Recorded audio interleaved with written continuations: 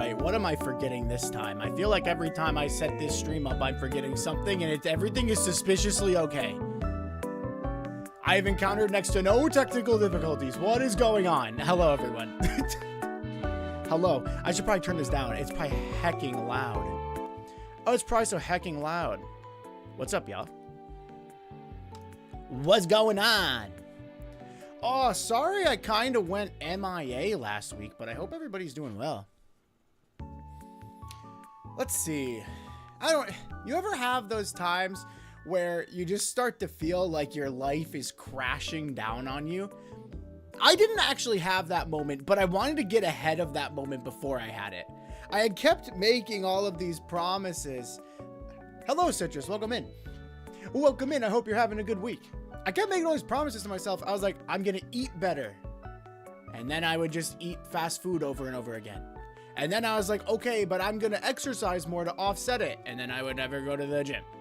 And then I said, okay, but at least I'm going to get my house in order. And then I would never clean.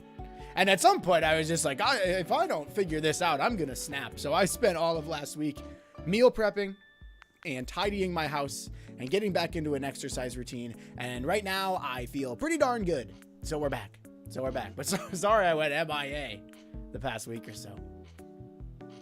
Oh, it was the first day back. It was amazing today. Was not. Oh, wait, you start on a Tuesday? You start on a Tuesday. Oh, the first day was amazing. Today was not. You didn't start on a Tuesday. Okay. Dude, when I was at school, they would start us on a Thursday. It was really weird. We would always start on Thursdays. I don't know if that's the norm. I thought it was pretty odd. But it was very common for us to start on Thursdays. Dude, let me tell you about another thing that I've been going through over the past week or so. A mosquito got in my house when I was moving some stuff inside, and a mosquito got into my house. When I tell you this mosquito has been the bane of my existence, I cannot overstate it. This guy's got an appetite. He is treating me like an all-you-can-eat buffet. It's crazy. AP cybersecurity. That sounds miserable. Actually, if I'm going to be honest, at first it sounds miserable, but then I thought about it for a second and I was like, wait, that sounds like kind of cool, no? We never had a class on cybersecurity. The most interesting class that I took, or I shouldn't say the most interesting, but the most useful, was I took a typing class in school. And I genuinely don't know what I would have done without that typing class. It is the only class that I can be like, wow, I use that every single day. So I always recommend, if people are like, man, I need a new skill to learn, take a typing class. Take a typing class. They're so good. Cybersecurity sounds cool, though. Supposed to take AP Computer Science. They changed my schedule. They can do that? They could just change your schedule? 3 levels past Comp Sci. That sounds like you have a lot of catching up to do, no? That seems like you skipped a couple of levels. But anyway, this mosquito. Okay, so not only is it eating me like an all-you-can-eat buffet, and it is just snacking on my blood. I'm covered in bug bites, but it's not like I can just like, I mean, I guess I could, but I don't want to just like spray bug spray on myself and then go to sleep. So I've been wearing like long sleeves and hoodies and sweatpants or pajama pants and high socks at all time. I'm like, my entire skin is covered except my face. And luckily this guy, for whatever reason, he does not like my face. He only eats my other parts. Now that I think about it, I don't know if I get any mosquito bites on my face. But I'm covered in like 15 mosquito bites, all from this one little dude. Oh, he's making me so angry. He threw me into the Thunderdome with 0 experience. Yeah, no kidding. No kidding. Well, good luck. They probably did it because they assume you can handle it, no?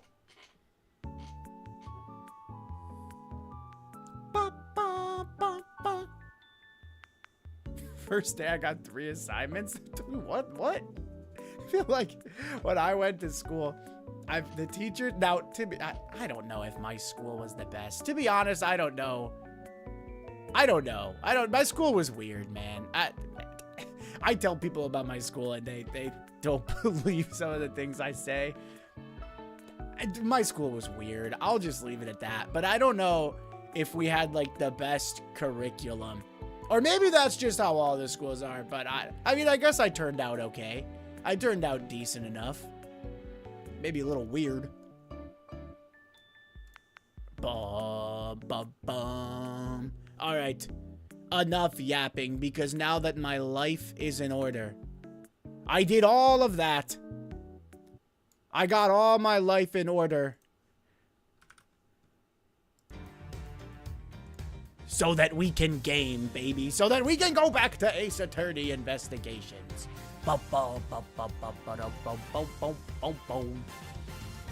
First, they're supposed to be icebreakers. Yeah, but at some point, I hate the icebreakers. I'm an icebreaker hater. Unless they're like, everyone going into the icebreaker has the same mentality of like, it's kind of sarcastic. Otherwise, they kind of make me... Icebreakers stress me out just a tad, just a tad. Well, there's not much catching up to do on this case. We started it for the first time, obviously in the last stream, and we played up until the very first to be continued, and it is still 4 in the morning. Now, what's this history tab? Oh, it's just the history of the autoplay. I want to see, is there a, where's the people? Where can I see the people? Records, no. Options? No, that's the same screen. I want to see the people. Can I see everyone that we have? Oh, E. There we go. Buddy Faith, our good old buddy, a detective in the precinct, was unfortunately killed. By who? I wonder. Just kidding. We saw it. And it was this dude. It was Jacques Sportsman. He's 29? I don't know why I thought he was younger. He looks pretty young.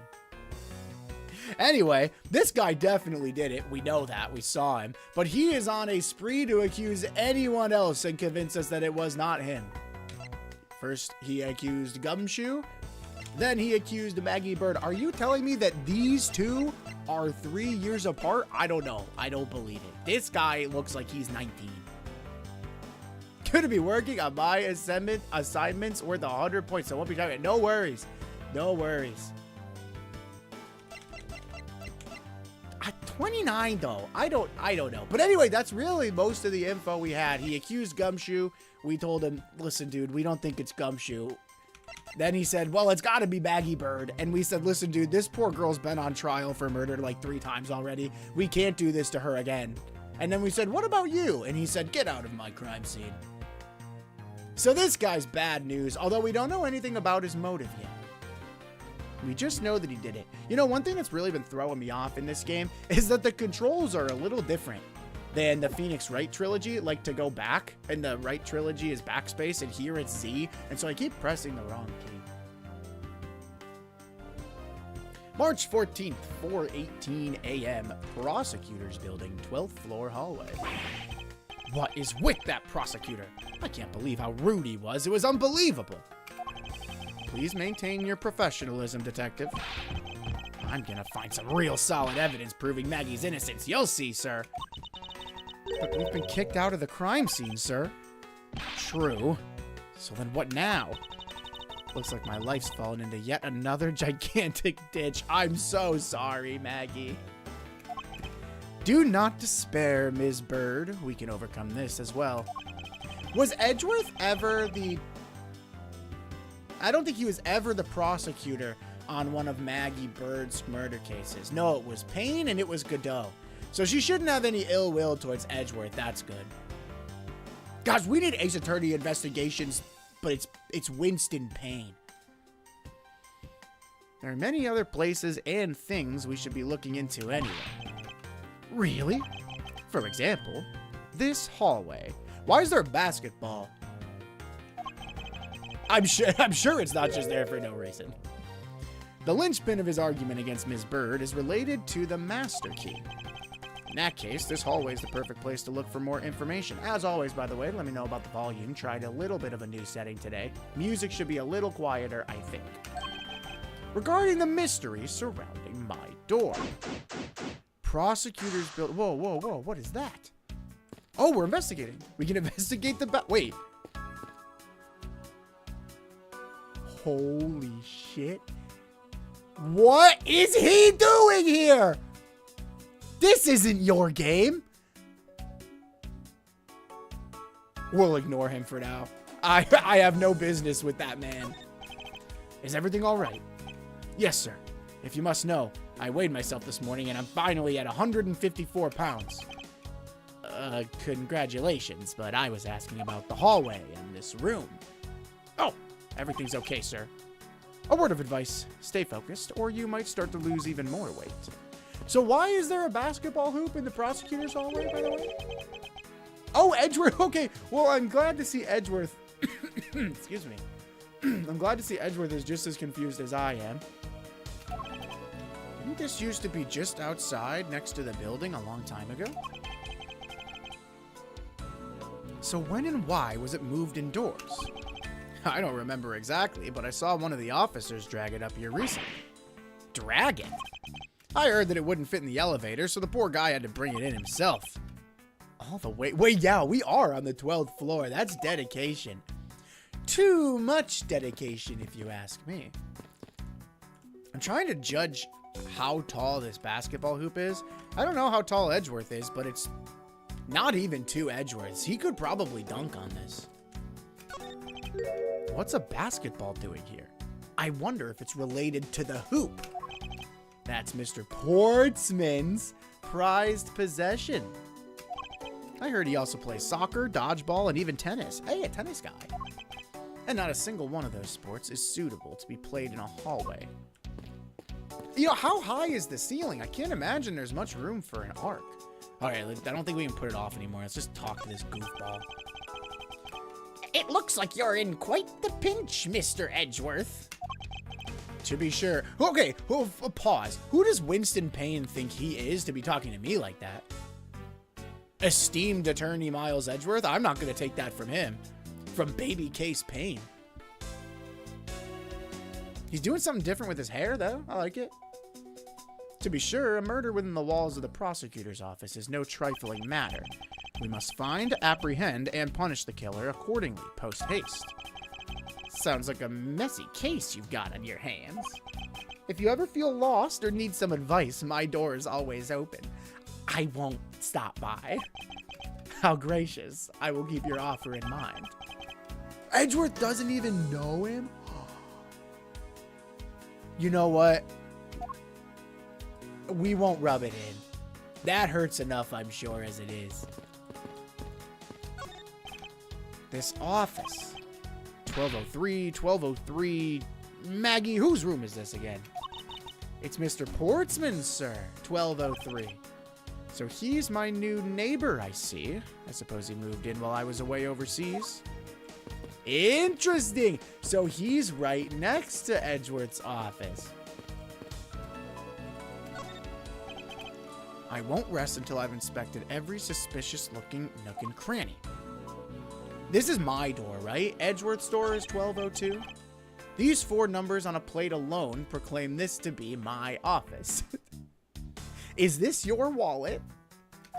Patrick Starr? Hey, these number plates slide right out, sir. They have to be able to take the plate off when a room becomes vacant, you know. Although, the idea that it can be so easily removed is kind of intriguing. Just a little bit, right? I'm gonna move myself again. Get over here, press. I don't see any signs of forced entry. And according to the guard, no signs that the lock was picked either, sir. Meaning that the door really was opened with a key. Did you happen to ask if any prints were lifted from the doorknob? Apparently, the doorknob's clean as a whistle. Wiped, they think. Whoever this thief is, they did a good job of not leaving any clues behind. What about the hinges? A minimalist, yet classy door made of top-quality wood. It's sturdily made, making it near impossible to break in by force. It's almost majestic, sir. I wish I could be as stately as this door. Okay. Being a detective has its own rewards and a certain virtuous value, I think. If you live up to your full potential, that's a poignant trait that anyone can admire. I see. So you're saying, sir, that me being me is the best thing I could do for everyone? That's exactly what I'm saying, Gumshoe. Right. That long pause wasn't exactly reassuring, sir. No. I was just thinking before I speak. What else is there to examine in this door? I don't know if there's anything else. Whoa! I didn't mean to come here.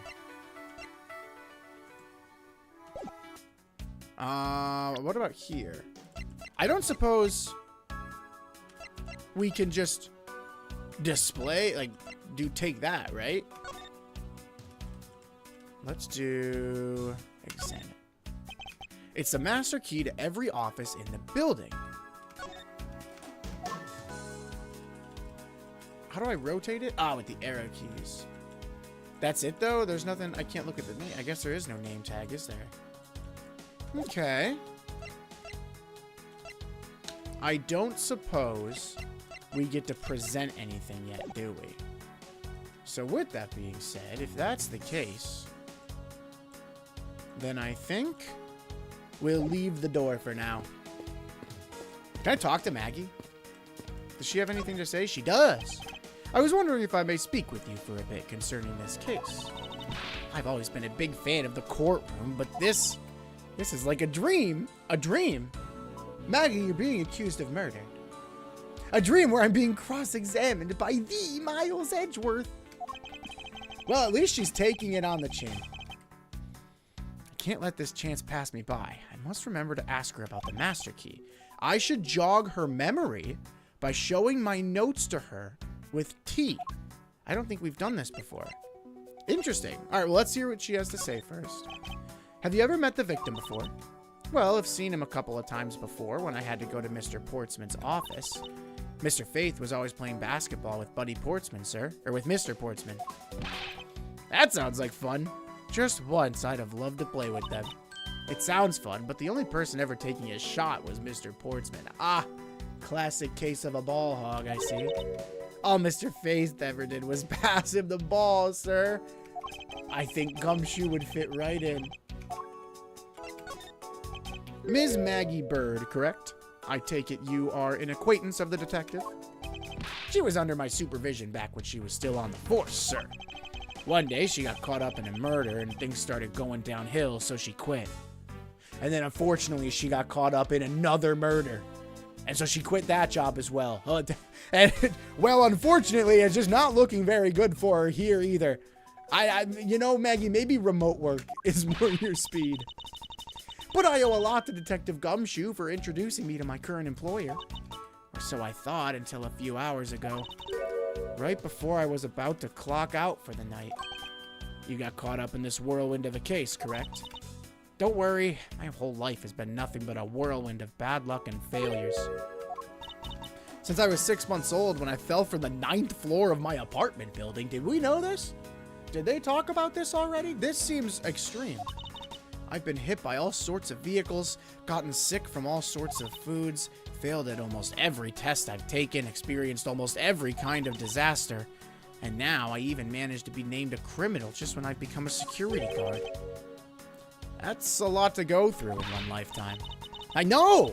Just when I thought I had finally found my happiness, I wind up getting you and Detective Gumshoe involved in my bad luck.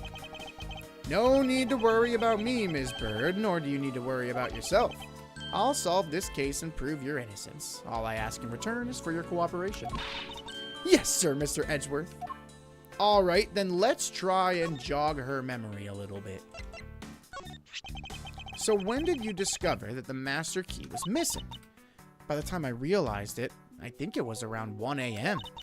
And I noticed it was back at around 2:30. It was just sitting there on the ledge where the security room's reception window is.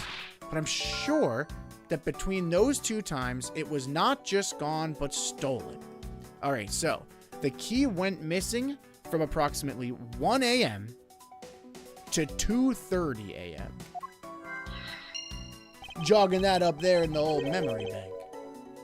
Why is such an important key stored in such an insecure place? It's not like that, sir. We always keep the key further inside the room away from the window. Except for this time, correct? Well, I admit that I was a bit careless, but I had my reasons. I left it out because I was sort of using it at the time. It was after I had used it that I left it sitting out on the ledge. She used the master key? Well, what'd she use the master key for? What do you mean by you used the master key? Ooh, this is a yummy drink. Kiwi strawberry, yum. Oh, I had to use it to open the door for the prosecutor who had forgotten his key. Now hang on a second. I mean, it's my job as a security guard, right? Maggie, do you have any idea what you just said? What is it? That's right. I just remembered the prosecutor who forgot his key. It was Mr. Portsman, sir. This guy is the sloppiest criminal of all time. Are you joking? Portsman? Portsman, you go to the security guard to get the master key to commit the murder? That's crazy, bro. Please tell me more, Ms. Bird, and quickly. It was around 12 a.m. Mr. Portsman had forgotten his office key, so he came down to security. And that's when you loaned the master key to it. No way. It's against regulations to loan the master key out to anyone. I walked with Mr. Portsman to his office and opened the door for him personally. Okay. And then, what happened after that? Well, he called for me to come close up his office as he was leaving to go home. That was around 1:30 a.m.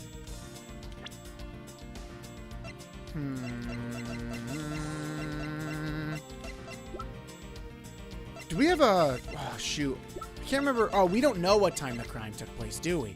I guess that's our job to find out as part of the investigation, if you will. So in summary, for the sake of one forgetful prosecutor, you used the master key twice tonight. Okay, so the key was used to unlock and lock Portsman's office at 12 a.m. and 1:30. Talk about suspicious. Do we get to... where can I see more info on it?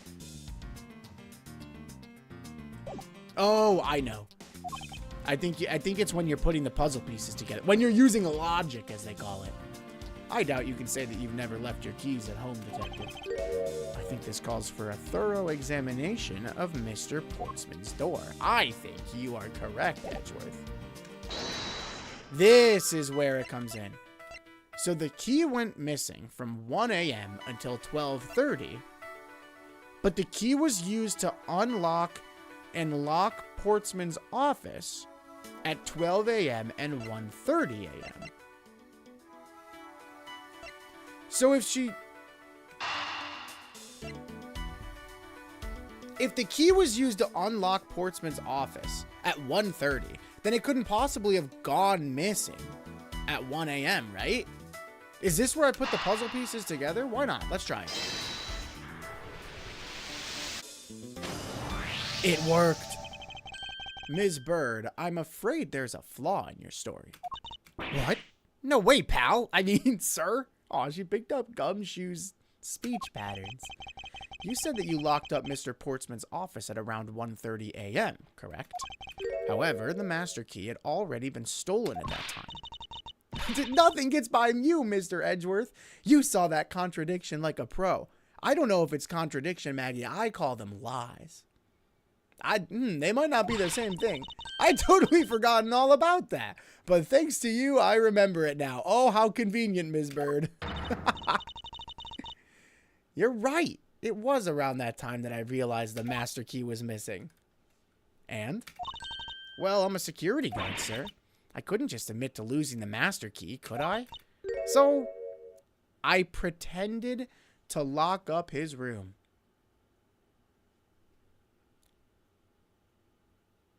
Maggie, Maggie.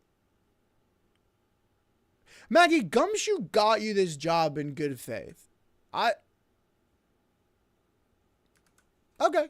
I just feel like that's kind of irresponsible. You pretended. Yeah, I used my house key and made it look like I was locking up. Maggie? Excuse me? So in actuality, you never did relock the door then. Well, I thought that maybe I could go lock it after I found the key. Come to think of it, I guess the door still hasn't been locked properly. Is that so?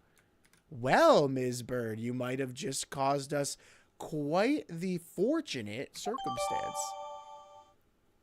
Mr. Portsman's office. Ms. Bird unlocked the door, but the master key was stolen, so she couldn't lock it up.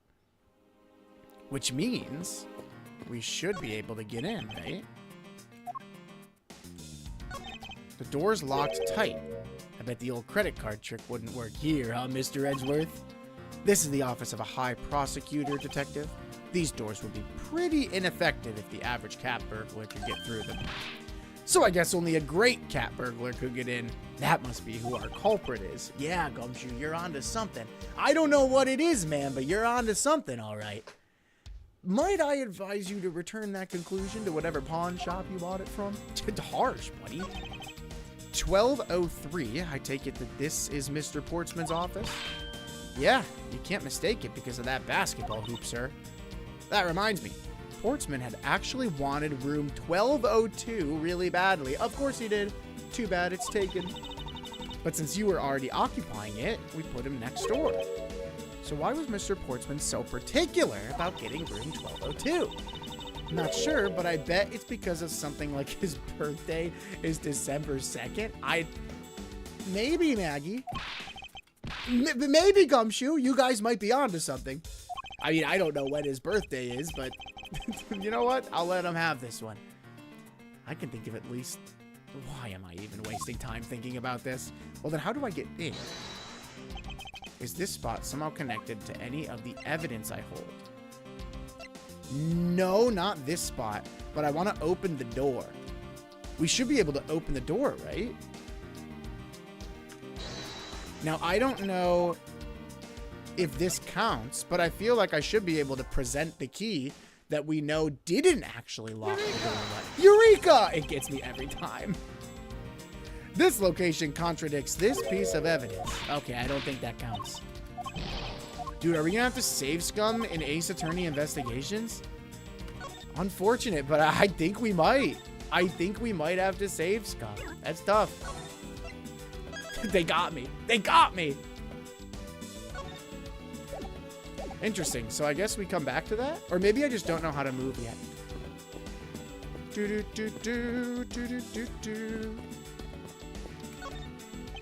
I won't rest until I've inspected every suspicious-looking nook and cranny. Well, this looks pretty suspicious. Isn't that missing 0 series file, sir? He left it. I will continue to say, this Portsman guy has got to be the sloppiest criminal I've ever seen. He left it under the bench in the hallway. What is he thinking? If this is Maggie's 3rd murder, that means she beat Adrian at how many trials? And to be, you're right. But if you want to get technical, not on trial yet. We're just investigating. Yeah, see? You see what I did there? No doubt about it, the bloody letters mark it clear as day.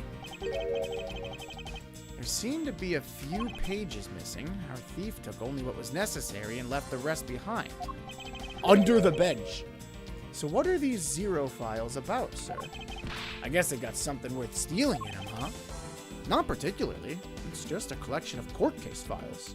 However, the cases within these files are not mine. They belonged to the high prosecutor that used to occupy my current office. I have my reasons, but let's just say I was charged with keeping them as they were. Then that means the thief must have also wanted the file for a specific reason, right? It would seem so, but what is that reason? I mean, he's a prosecutor, right? I wonder if it's something related to, like, winning a case he's on. That's gotta be. Only the pages related to that case from 10 years ago are missing. I wonder why anyone would care about such an old case. Do I get to add this to my logic? Or my evidence? Pages pertaining to a case tried 10 years ago by missing predecessor. I don't think there's anything with the sofa. I stand corrected. Gumshoe thinks they're great for napping. Okay. There's only one good thing about the sofa. Now, how do I get into here? I won't rest until I've inspected every nook and cranny. We just had this. Oh. Well, he still seems more dignified than Mr. Payne. I suppose custodial work could also be dignified. Edgeworth, he's standing 2 feet from you. Who's gonna tell this guy? That's so funny, bro. I don't think that there's anything... Is this spot somehow connected to any of the evidence I hold? No. I don't think so. Ms. Bird unlocked the door, but the master key was stolen, so she couldn't lock it up. Oh, that might be what I have to present. Instead of the actual key, I have to present... Eureka! Eureka! There's a contradiction here between reality and the evidence. If what Ms. Bird has said is true, then why is this door locked tight? Because Portsman had the master key, went into Edgeworth's office, committed the murder, then went back into his own office, did what he thought was unlocking it, and then locked it again. Ms. Bird, are you sure you didn't relock the door? I'm certain of it, sir. And I don't think Mr. Portsman noticed it himself that I hadn't. Which means what, sir? It either means that he actually does have the key to his office, or that the door Ms. Bird opened wasn't this one at all, but a completely different one. She opened a different door? But how can you prove that? They swapped the nameplates! Oh? There's an easy way to find out. All we need to do, we need to examine these. Prints on the master key. Prints on the doorknob. No. Prints on the number plate. The prints on the number plate. They'll tell us all we need to know. Everything? Really? Like what, sir? Like, oh. Well, we know for sure that Detective Gumshoe's dinner will only consist of instant noodles. Gumshoe. That was amazing. How did you know? Was that supposed to be a joke to cheer me up, Mr. Edgeworth? Yeah, that's it. We need to examine these. It's not the prints on the number plate, huh? I really thought it would be. So would it be the doorknob or would it be the master? I guess prints on the master key. If we examine the fingerprints on the master key, well, if that's what you want to examine, sir, that was the very first thing we did. I can tell you that we didn't find any prints other than Maggie's. Tough. That's so brilliant, Mr. Edgeworth. So what can we deduce from that? Maggie, I think it's best if I don't tell you. I'll tell you what I deduced. I think this means that the culprit wiped their prints off. Yeah, that's it. I'm glad you were able to come to the same conclusion. However, the more important matter is we need to examine, I guess, the prints on the doorknob. That was tough for me. The prints on the doorknob will tell us everything. Third time's the charm. Do us a favor and see what you can lift from this, okay? Oh boy! It's our guy! It's our guy! He's back! He's back and he's ready to dust for prints. What did you find out? There's no need for such belligerent nostril flaring, Detective. Sir, I found only Mr. Portsman's and Mr. Faith's prints on this doorknob. So only 2 people's prints were found on this, huh? That's pretty decisive. I'm lost, sir. Thinking logically, a certain other person's prints should be on this doorknob. Maggie's. Whose prints should also be there? None other. Take that! Than Maggie Bird. Don't you find it odd that the prints of the person who unlocked this door are absent? You mean, yeah, the door that Ms. Bird opened could not have been this one, but a different one. Mr. Portsman's office data updated. Ms. Bird says she unlocked this door, but her prints were not found on the doorknob. Dude, this guy, okay, I'll tell you exactly what happened. Edgeworth's room is 1202. This room's 1203. But when the guy was talking to Maggie, he swapped the nameplates of 1201 and 1203, and nobody noticed because they were right next to each other. Is that it? I know I said I would tell you what happened, like I had a lot of confidence, but as I said it, I started to doubt myself a little bit. What have we here? A letter? I won't rest until I've inspected every suspicious-looking nook and cranny, and this looks pretty suspicious. Looks like a scrap of paper. I'll get it, sir. Let's see. There's something written on it. I brought the 3 pieces of evidence by, just like we talked about on the phone, but it looks like you're out. Guess I'll catch up to you later, buddy. Assignment done? Oh, heck yeah. It looks like a note from the victim, and it's from Mr. Portsman. Note left by victim, jotted down in my organizer, found under the door for the absent Portsman. Whew, man, I will continue to say, I don't know about this guy as a criminal. It seems like he's not very good at hiding what he's doing. How about a game? Gumshoe, I'll gladly take you on in a game of basketball. Are you being so for real right now? That's okay, detective. I just found the position of this hoop to be a little off. I guess it shifted when someone made a serious, sweet slam dunk. The positioning of the hoop is definitely unnatural. Basketball hoop data jotted down. It's sitting in front of Portsman's office. There are signs that it's been moved. Oh! Wait. Yeah. It was the imprint. Oh, I wish can I go look at my, hang on. I want to look at this more closely now that I actually know what I'm looking for. Oh, we don't get to see the actual picture. No, there was a divot in the carpet where it was, and then it looked like they had maybe moved it farther from the door. Poking around in this hallway has actually paid off quite handsomely. Oh, Edgeworth knows. I think Edgeworth absolutely knows that it was Portsman. In a variety of different ways it's paid off. I think it's time we had a little chat with the real culprit of this case. You know who the killer is? Wow, Mr. Edgeworth. As long as my logic is sound, then yeah. The mastermind behind this murder can be none other than Mr. Portsman. Mr. Portsman? I knew it! That's exactly what my logic senses were telling me too.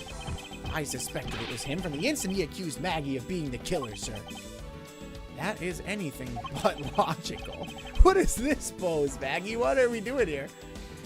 Lady and gentleman, prepare yourselves. Come what may, it's time to knock on truth's door. 5:12 a.m. I can't believe that this guy is keeping us up this late. Mr. Portsman, I finished processing the bloody letters, sir. All right, let me take a gander at it. Pass it here. Wow, he actually passed it. Looking good. You there, take good care of this. Oh! Well, if it isn't Detective Gumshoe. End of the line for you, Portsman. We've got you now. Call off your dog, Mr. Edgeworth. Is this some kind of joke? It's no joke. We know, Mr. Jacques Portsman, that you are the guilty party in this case. Oh, we came right out and said it. We didn't even try to dance around it. You must be pretty upset getting chased out of your own room. I'd be mad too. So I guess you can stay if you promise to stay out of our way. You intend to hide your crime under the guise of a prosecutor doing his job, huh? I can see right through the unsightly, paper-thin mask you wear upon your cowl. Oh, Edgeworth, you're getting deep. You're getting Shakespearean today. Who'd ever have thought it would come to this? Actually, come to think of it, your mentor was Manfred von Karma, right? The legendary prosecutor who never lost a single case for 40 long years. But there was always this incessant chatter about the forged evidence with that guy. Really teaches me that I've got to stay on the lookout for false accusations, you know? Yeah, you would know a lot about false accusations. It's funny you say that. Are you done trying to play mind games with me? Because they won't work. The only thing you should be using that mouth of yours now is for explaining yourself. Although that too will only dig your hole deeper. Either way, your game is up. Wow. Well, aren't we full of ourselves? Even though you've yet to prove anything. Showdown! Mr. Portsman's rebuttal. I have no idea what sort of harebrained idea you have in mind, but there's a mountain of evidence that points away from me being the culprit. Besides, how, may I ask, do you propose I unlocked your door and got in here? Look, I feel bad doing this to you, but I've got work to do, so we're done here. Sorry, but we aren't finished yet. Boy, you're stubborn. I suppose you're basing your accusations on something. I'll show you what I'm basing my accusations on with evidence. Let's see it, Edgy. I have no idea what sort of harebrained idea you have in mind. Hold it! Hold it! My accusation is a harebrained idea, is it? You tell me. I'd say it is. After all, there's a mountain of evidence that points away from being the culprit. Oh, and what, pray tell, kind of evidence are we talking about here? Jim was my partner, so you can't say I had a motive for killing him. That's not true. And that's it. That's not even an anthill, let alone a mountain. But it's more than enough, wouldn't you agree? Might I recommend that you review what the word evidence means? It doesn't change the fact that the evidence doesn't point to me as the killer. Does it? Well, let's get through. Hang on. Let's not get ahead of ourselves. Let's hear him out. Besides, how, may I ask, do you propose I unlocked your door and got in here? Hold it! Gosh, I just can't. These guys have so much energy for it being 4 in the morning. Unfortunately, I believe I've already shown how earlier. Your speculations mean nothing, as I still insist that I couldn't gain access to your room. What should I do now? Should I raise an objection? Yeah. You claim you had no way to open my door, but is that really the honest truth? All right, I'll humor you. Go ahead, shoot. Very well then. I propose that you used this to open my door. The master key. Take that! I believe you were able to open my office door with the master key, no less. Objection! Whoa! Wait. Hold on for a sec. I never laid a finger on that key, as you already know. Precisely. You were able to open my door without lifting a single finger. Well, maybe you did, but only to direct. Oh, she swapped out Edgeworth's nameplate with his room number nameplate. Not 1201 and 1203, but 1202 and 1203. Got Maggie to open Edgeworth's door, then stole the key so that she couldn't lock it again. And then Maggie told him that she locked it, and he knew good. That's so funny in hindsight, because he definitely knew that Maggie was bluffing. That's right. You used your finger to direct this person to open my door with the key. A Ms. Maggie Bird. You had asked Ms. Berg to open your own office door for you, yeah? Well, yeah, I kind of forgot my key at home. Happens a bit too often for my taste, you know? But the room you had Ms. Bird open at that time was not your own, was it? Oh? We got him? You have quite the imagination. But why don't we ask the girl herself whose door she opened, shall we? Well, I'm certain that it was Mr. Portsman's door, sir. I checked the number plate to make sure I was opening the right door. Well, that was your mistake, Maggie. See, Ms. Bird backs up my story. But what if you had misled her to fool her into thinking what you wanted? And how do you suppose I did that? By switching the number plates on our doors, for example. That's right. They do slide out pretty quickly. Furthermore, you then used one other thing to give a very strong impression, that the door she was opening was yours and not, in fact, mine. What was it that Mr. Portsman used to make Ms. Bird think that it was his room? What did he use?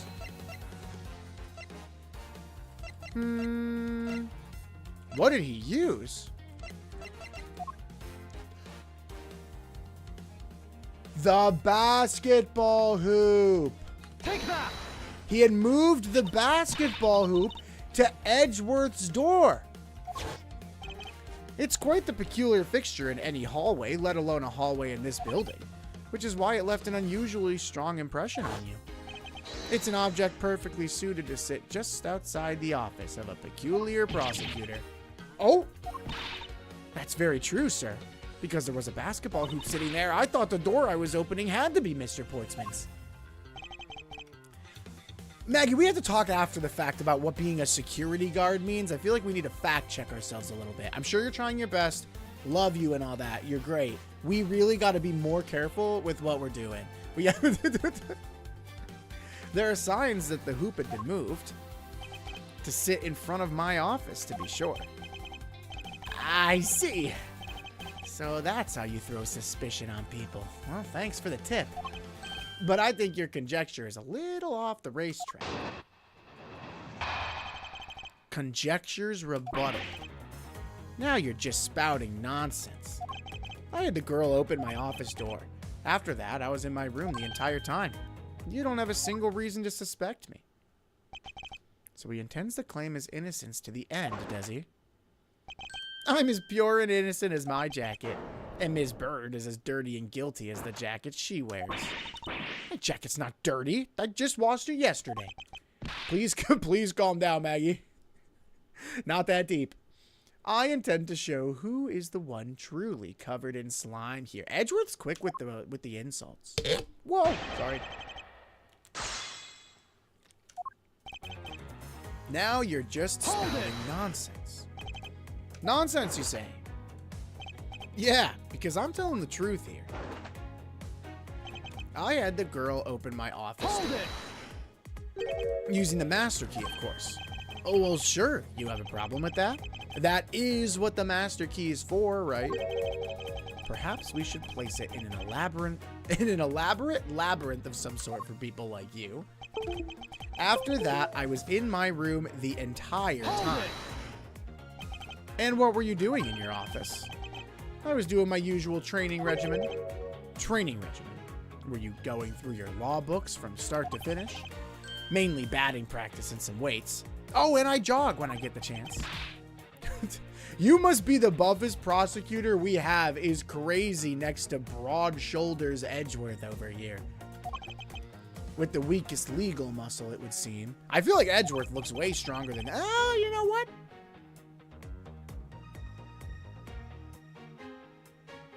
You know what? I stand corrected. He's toned. No, he's toned. I was doing my usual workout, so you don't have a single reason to suspect me. I think I've given you quite a few reasons, actually. But none of those would stand up on their own. Objection! Then what about all the evidence? Objection! Whoa! Everybody needs to calm down. It's all circumstantial. No judge would convict on such flimsy evidence. He seems to be trembling a little. One more little push. All I have to do is find the flaw in his testimony. So nothing additional that we're going to get out of pressing him. Now you're just spouting nonsense. I had the girl open my office door. After that, I was in my room the entire time. You don't have a single reason to suspect me. After that, I was in my office the entire time. Oh, wait. I had the girl open my office door. Then why doesn't your office door have Ms. Bird's fingerprints on them? I had your door dusted for prints. My door? What for? Come on, I bet you didn't find anything. You sure are good at wasting time. Oh, Mr. Portsman, I think that's kind of the point. You're right. I didn't find anything. And definitely not Ms. Bird's fingerprints. What do her fingerprints have to do with anything? Let's put it this way. If she really was the one who opened your door, then her prints should naturally be on the doorknob she touched. Oh! Further, all the prints on my office door's knob have been wiped clean off. I can only assume it's because Ms. Bird's fingerprints were on it. Objection! Oh! But it doesn't change the fact that I was in my room the entire time. Is that really a fact, or is it fiction? Would I lie to you? Yeah, you would. I have here proof that you were not in your room the entire time, as you claim. Oh, what is... Okay, hang on. I brought the 3 pieces of evidence by, but it looks like you're out. He was out of his office. This is a note that the victim left for you, Mr. Portsman. A note. It was left under your door. Or did you not notice? And right here it says, but you're out. You were not in your room when the victim came to call on you. So then, where were you and what were you doing? Don't you think it's time you gave up your charade? We know you stole... Wait, hang on. What are you saying? We know you stole into my office with the intent of stealing something. I'm going to assume this is supposed to be broke. We know you broke into my office with the intent of stealing something. And Detective Faith found you out. Possibly because he heard sounds coming from a room whose occupant was on leave. Mr. Portsman, you killed Mr. Faith to silence him. And I had the misfortune to return when I did. You had to threaten me as you escaped. As I said when you had the gun to my back, no one gets away with committing murder in my office. Oh, he's so cool.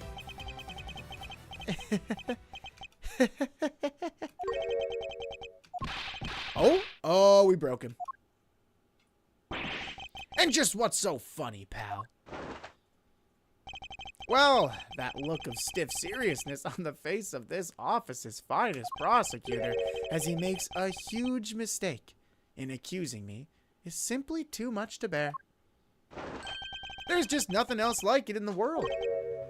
What? Mr. Edgeworth just explained it all and he even backed it up. You're the murderer. Stop trying to be slippery and just admit to the crime already. And as I said earlier, it's also circumstantial, so full of conjecture. Yeah, because you're coming up with some hard proof.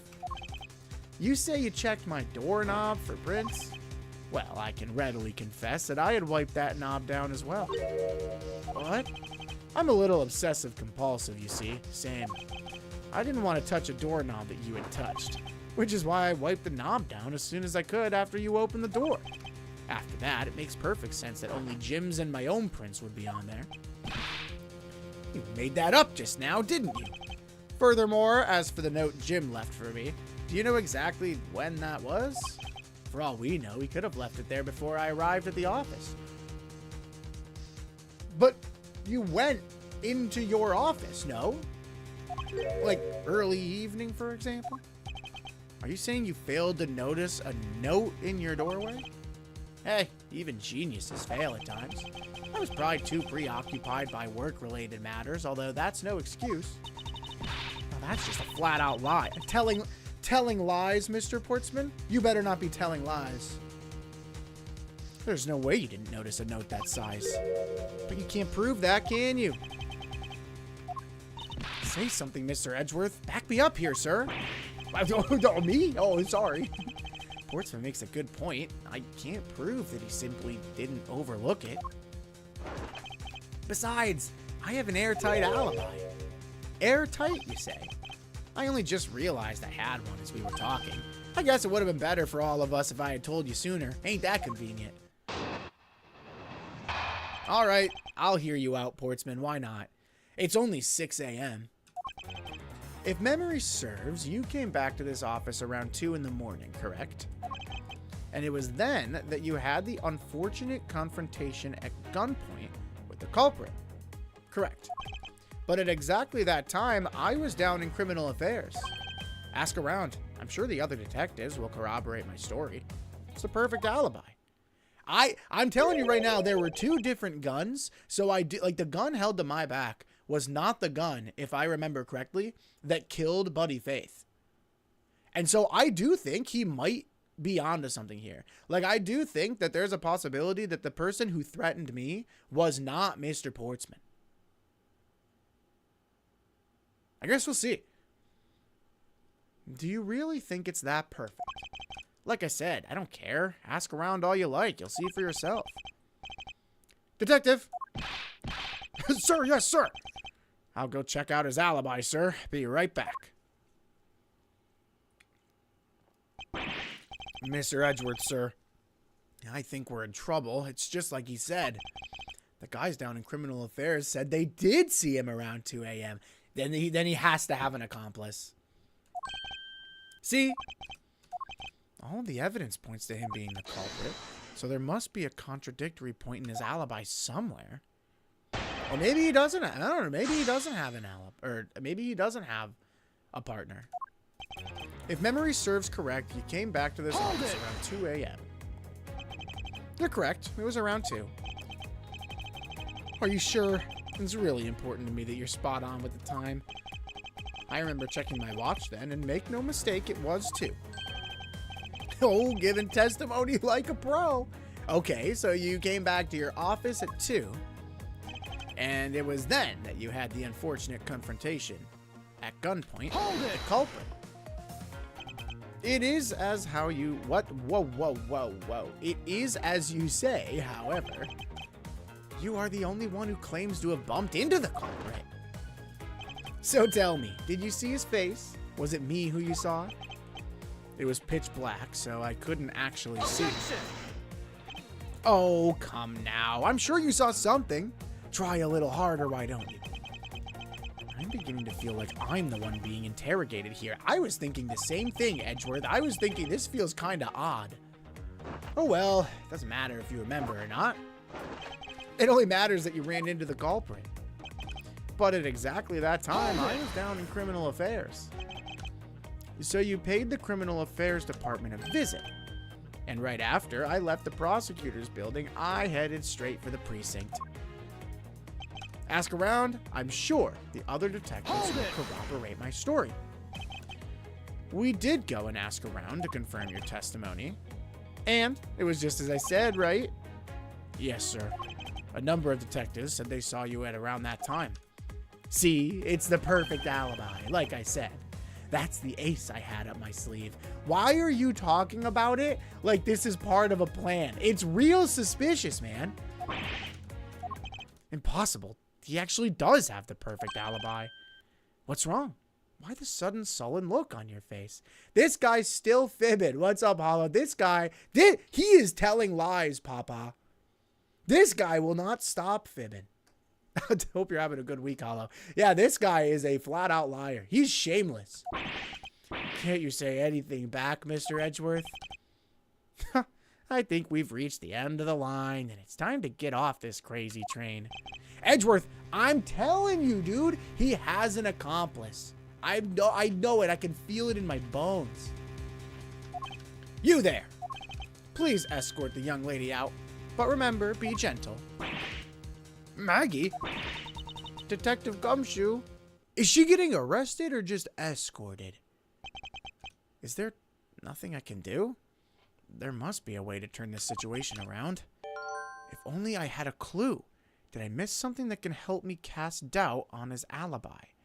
The intruder I met could not have been Mr. Portsman. Then who could it have been? I need to calmly think this through one more time with logic. I forgot about logic. Oh, I forgot about logic. Okay. The culprit rearranged my files twice, once before. Oh, no, it's the handgun and it's the alibi. The intruder I met could not have been Portsman. And other than the victim's gun that I found, there could be another gun in play here. You often forget logic. Well, guilty as charged. I will say, though, today's been going pretty good.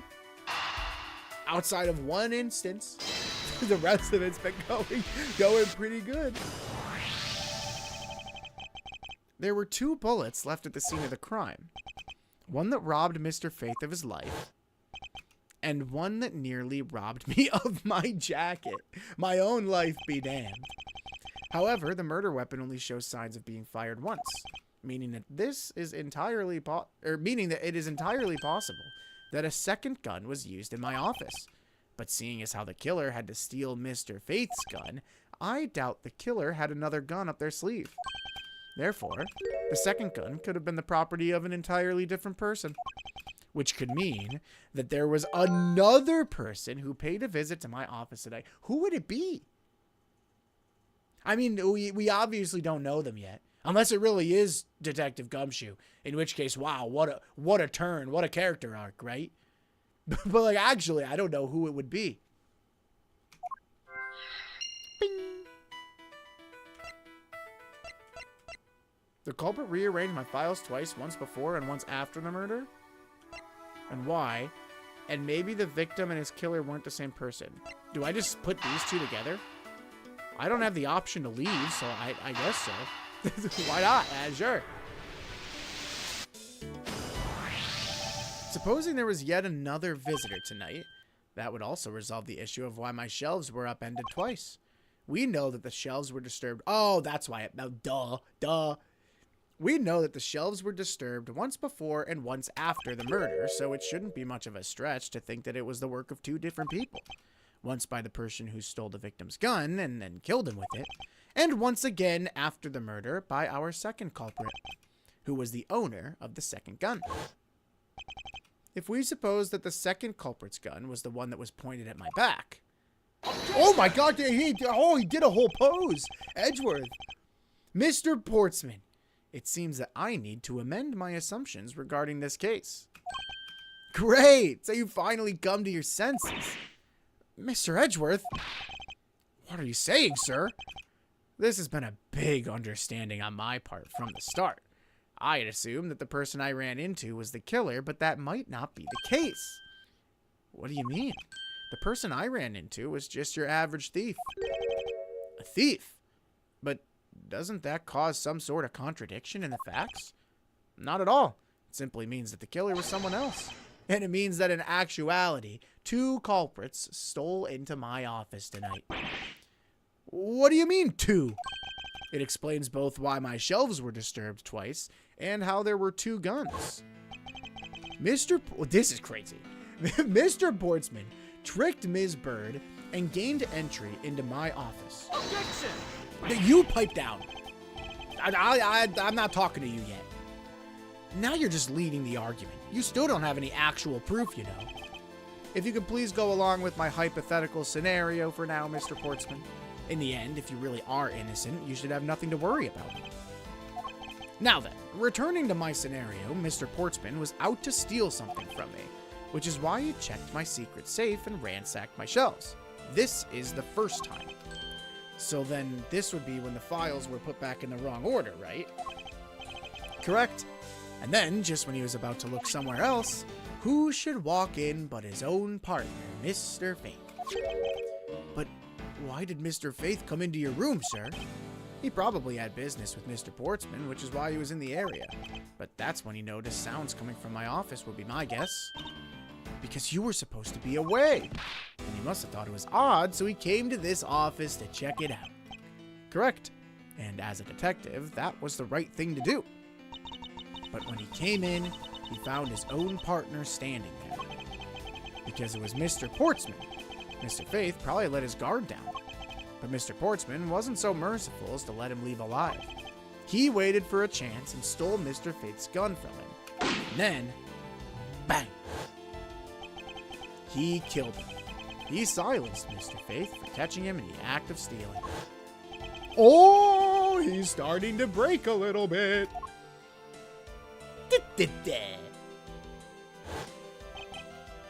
This was the moment in which the first shot was fired, the one that landed in my files. Following that, Mr. Portsman wiped the gun down and left it behind as he made his exit. He could afford to do that because he had also left the fake dying message behind. You're such a complicated troublemaker, you know that? So what I want to know, and I'm sure they'll tell us, I wonder if the thief and Portsman know each other? Or did Portsman just get, like, hella lucky? Because, again, this guy, as a criminal, actually sucks. Like, he has left behind so many clues that it almost seems like the other thief being in there is like a coincidence and he lucked out. Because that's the only solid part of his plan. Everything else he messed up. Well, if things were as simple as that, then all will be solved. However, there was yet another visitor to my room, and this is where it gets complicated. Another visitor, sir? Yeah, and this other person's objective was also to steal something from me.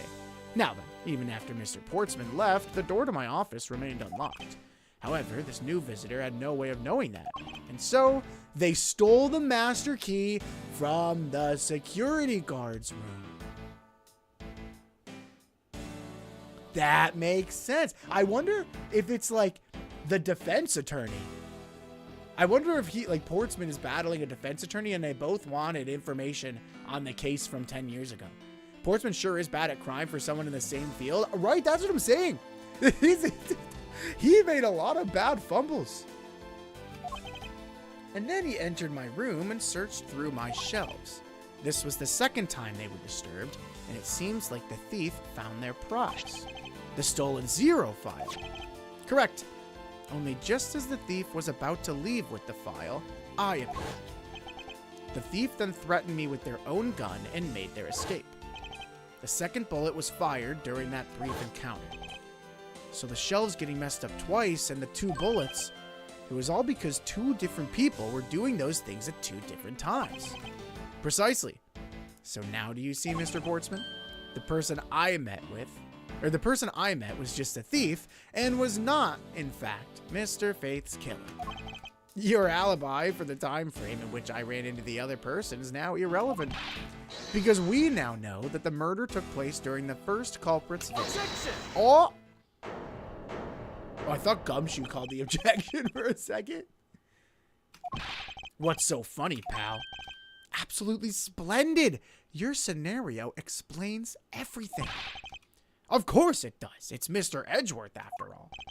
But you know, it still doesn't change the fact that it's all circumstantial. Supposing if, and that is a big if, your theory is right, it would indeed render my alibi, which has withstood scrutiny, mind you, irrelevant. But there is still one defining point of your argument for which you have no evidence. Your supposition that I was the first visitor. Well, he's got us there. I mean, kind of. I mean, Mr. Portsman, if you want to say that you were the second guy and you were still pointing a gun at my back, it doesn't make you look good. But I guess it's just a hypothetical. You can't let him get away with that, sir. But he has a point. I have absolutely no proof at this point. Don't say that, sir. Don't worry, Maggie. I'll do something if I must. Hang on there, Gumshoe. Let's relax. You know something? I find your attitude to be somewhat peculiar, Mr. Edgeworth. If the person you met really was just a plain old thief, then why is that person not your main suspect? That is, if your theory's correct. Oh, another showdown? Portsman's alibi, part 2. He's very sloppy. Very sloppy. Whoa, holy music change. That thief you ran into should be your real suspect, wouldn't you say? We should be out there looking for that thief right now. They might still be nearby. I hate to repeat myself, but as I've already said, I was training in my room. And when Jim came to deliver some evidence to me, I was down at Criminal Affairs. So I can't be expected to know what happened around here after I left. So you think we should be out there looking for the thief? Of course. Now isn't the time to be having these dead-end discussions. Well, it's a good thing he wears this sweatband because he's sweating a lot. But it is this sweatband is getting a workout in. Not a single drop. I don't think it's all dead-ended. I find your alibi to be fascinating. Let's continue where we left off, shall we? I know he's lying. I know he was here at the scene of the crime. I just have to find a way to prove it. Rebuttal! That thief you ran into should be your real suspect, wouldn't you say? Actually, no, I wouldn't. Why not? It's elementary, my dear Portsmouth? What was his name? Portsman? The dying message, of course. Mr. Faith's killer was clearly left those letters on the spines of those files. Mr. Faith's killer very clearly left those letters on the spines of those files. And it was after they were on there that the thief stole one of them. You mean the 0 files? And that's how we also know the letters themselves were a setup and not from Mr. Faith. If the thief was the killer, do you think they would try to undermine themselves? Or maybe the killer just didn't think of that either. That must be. Maybe, just maybe, we should be out there looking for that thief right now. Hold it! I think we found one of them. Once escaped, I highly doubt a thief would linger nearby. Well, you never know. Ain't that the truth, man? Maybe they didn't get what they were really after. Oh, you talk like you know quite a bit about this thief. Oh, it's nothing like that. I have no idea about anything. After all, I hate to repeat myself, but as I've already said, I was training in my room. But according to Mr. Faith's note, well, hold on. I thought we already cleared that up. Didn't we say that Jim left that note for me in the early evening? If you have proof that he left it at a different time, say just before he was murdered. I don't have any. No. You see, so I insist again that I was in my office the entire time. And when Jim came to deliver some evidence to me, I was down at criminal affairs. Why didn't you go there with Mr. Faith? That's because he said he was tired and was going to take a quick nap. You know those sofas in the hallway? He likes to sleep on those. It's one of his habits. Hey, Gumshoe does the same thing. Maybe must run in the detective blood.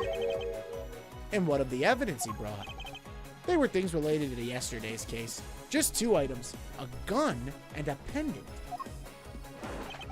Interesting. This piece of testimony seems too crucial to let slip through the cracks. He brought me 2 items, a gun and a pendant that are related to yesterday's case. A gun and a pendant. Yep, this gun, which was the murder weapon, and this pendant, which belonged to the victim. And why were you taking them to criminal affairs? There was something in a past case file I wanted to compare these two to. Is that so? Perhaps that case file was something like 10 years ago. But all this has nothing to do with this case right now. Anyway, I believe you'll find the long paper trail I left to be to your satisfaction. This is all matching up with what Detective Gumshoe found out. So I can't be expected to know what happened around here after I left. I can't expect you to know, can I? Nope. But I guess you can expect me to take a guess based on logical deductions. Then let's see you deduce. Jim waited for me to leave and then stole the master key. For the purpose of sneaking into your room, of course. And that's when Ms. Bird caught him red-handed and the murder occurred. That seems far-fetched, buddy. It's all exactly as I had laid out earlier. Well, I know he's lying. I know he was here at the scene of the crime. I just have to find a way to prove it. This seems like a pretty important one. He brought me 2 items, a gun and a pendant, that are related to yesterday's case. He shows this gun, issued to the victim, only 1 shot fired. We don't have the pendant, though, do we? I would love if we did have it. He brought me 2 items, a gun and a pendant, that are related to yesterday's case.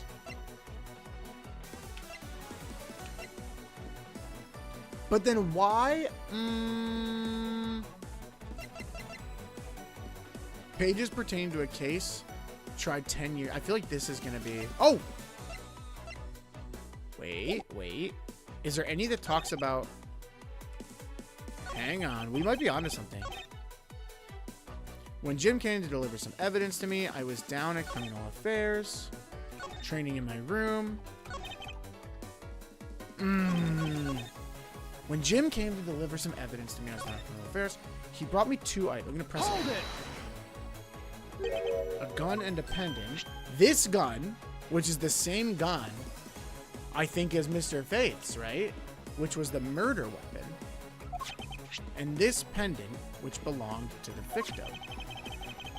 And why were you taking them to Criminal Affairs? There is something in a past case file I wanted to compare these two to, but all this has nothing to do with the case.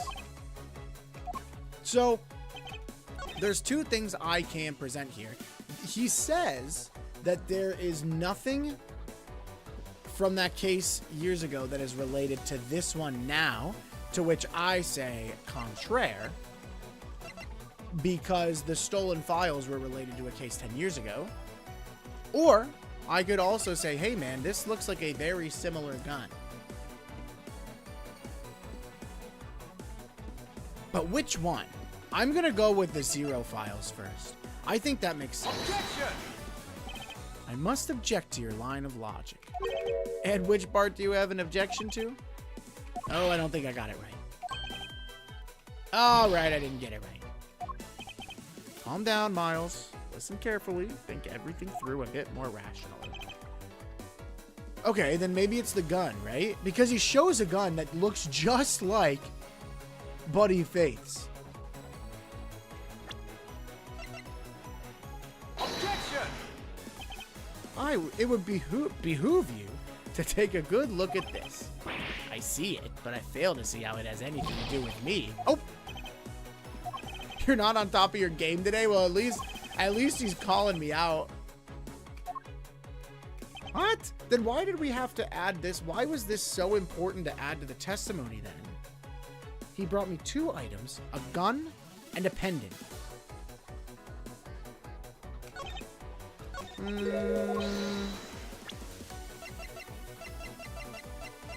A gun and a pendant. Take a look at all our evidence. Bullet went clean through the victim's abdomen. The body was found dead at 2:05. Issued to the victim and believed to be the murder weapon, only 1 shot fired. Each prosecutor has one in their office. Only they know of them. Prints were wiped. This can open every office door. Found on... All right, let's see what this says. I brought the 3 pieces. He brought 3 pieces of evidence. There it is. Because here he says he brought me 2 items. Gotcha. Objection! Objection! Did you guys see, before I read this, did you guys see there's like a game that judges your voice acting ability? And I was like, I think I need to play this game. I think I'm gonna get that game. Because my Ace Attorney objections are so good. Objection! Eureka! And I feel like I would be really good at that game. I feel I could be like top tier. Excuse me? You fail as a prosecutor, Mr. Portsman, as you intend to keep evidence hidden from me. Okay, hold on, Edgeworth. Let's not act like we are always honest with our own evidence in the courtroom. What are you talking about? I haven't hidden anything from you. Well, here's a piece I think you should read carefully. It says that Mr. Faith was bringing 3 pieces. Yes, and this is the victim's real dying message to you, Mr. Portsman. I can't believe to get tripped up by simple arithmetic. Where is the missing piece of evidence? You have it, don't you? Only the guilty would make such a face. Detective Gumshoe! You don't have to say it, sir. I'll pat the guy down from head to toe. There's no way this dude has it on him. Don't come any closer. I'm warning you. This is all part of the investigation, pal. So don't even think about stopping me. Oh, I can't. There's no way. He kept it on him. This guy is gotta be the worst criminal of all time. I mean, it is fumble after fumble with this guy. If he was in the NFL, if he was a running back in the NFL, he would be cut from the team. This is unbelievable. He had this on him, sir. Of course he did. Despite what you said, it would appear that you do have something to hide. But why would he hide something like that? There's only one reason why anyone would hide evidence of this caliber. This dude actually sucks. I know. Sucks as a person and sucks at being a criminal. It would unequivocally point to that person himself as the real killer. Wait. Do you think he's 29? So he would have been 19 10 years ago. Do you think he was a murderer 10 years ago? And he's like an up-and-coming prosecutor, right? What if he became a prosecutor to get rid of this one piece of evidence? Let's examine this videotape in a little more detail for the section of the tape that will drive the last nail into his coffin. KG8. No, I think that's a different case. The KG8 incident. That's a police case number, sir. Does that mean this video is evidence from that case? Well, interesting. However, what's recorded on this isn't what's important right now. Let's give the casing a thorough once-over. Oh! Mr. Portsman! Telling lies, Mr. Portsman.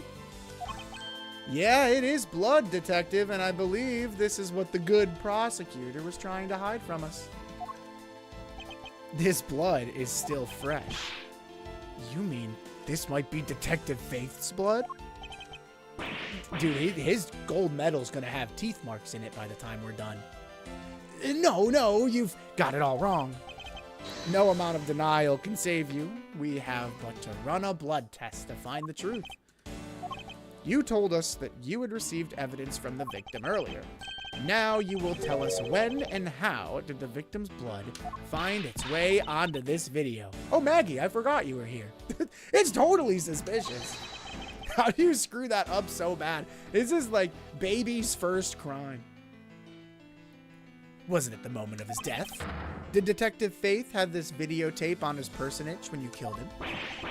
You know very well there's no way to prove that. Not even if we were to examine this tape for fingerprints? Sorry, Portsman. If I had to take a guess, I'd say that the only ones on here would belong to the murderous you and Mr. Faith. No, impossible. Edgeworth's doing great for this being at like 3 a.m. after a flight. I know, that's what I was saying earlier. I'm surprised that these people are so energetic at like 6 in the morning.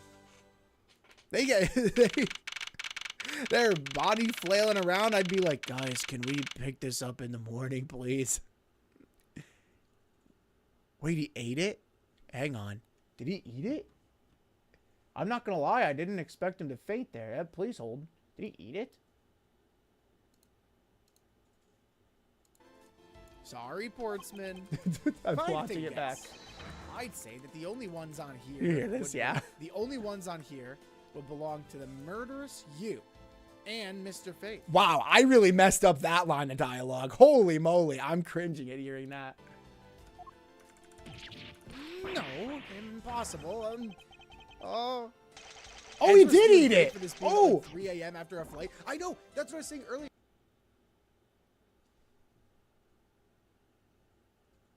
What is with people eating things that they shouldn't be eating in this game? Or I should say in this series. Oh my gosh, he gave that a good chomp. here. He gave that a real good chomp. Oh, it's so loud. Mr. Portsman has been placed under arrest for the murder of Detective Buddy Faith, sir. Wow, he folded. Very good. And the results we got back from the lab techs on the tape turned out to be real solid, sir. The blood work came back, and it was definitely Mr. Faith's blood on there. And as a bonus, they were also able to lift a few of Mr. Faith's fingerprints as well. Wow. Well, wait a second. I still have a lot of questions, like who the second guy was. I still can't believe I got to see your cool deduction skills outside the courtroom. I'm impressed beyond words, sir. It was nothing. I'm just sorry you got caught up in a murder in my office. Please accept my apologies. It was nothing, really, compared to what I've been through, I mean. I consider myself lucky that it was only a burglary and a murder this time, sir. If it had been a hold-up or a hostage situation, I'd have thrown my hands up in the air. I think I'm finally rising up from a goddess of misfortune to just an unlucky person. Something tells me we should have hired a different person for security detail, but that's okay. It's a problem for another day. You know, I wonder, he ate his gold medal, but I've also seen ones that are chocolate bars. You know, it's like a gold wrapped chocolate. And I'm just saying, Mr. Portsman told a lot of lies, telling lies, Mr. Portsman. I wouldn't be surprised if he was lying about the gold medal. You know something, sir? That Mr. Portsman really was one corrupt prosecutor. And why would you say he was corrupt? Well, I heard that there were a number of suspicious things related to his court cases. There's even rumors about how some of the evidence he uses is forged, sir. Forged evidence, huh? And they say he even decided not to prosecute a few cases for some really vague reasons. That guy was a complete disgrace to the entire profession. We never did get around to asking what his reason was for breaking into my office. Yeah, whenever we got near that topic, he just clammed up. Although we can be pretty certain that it was to steal something.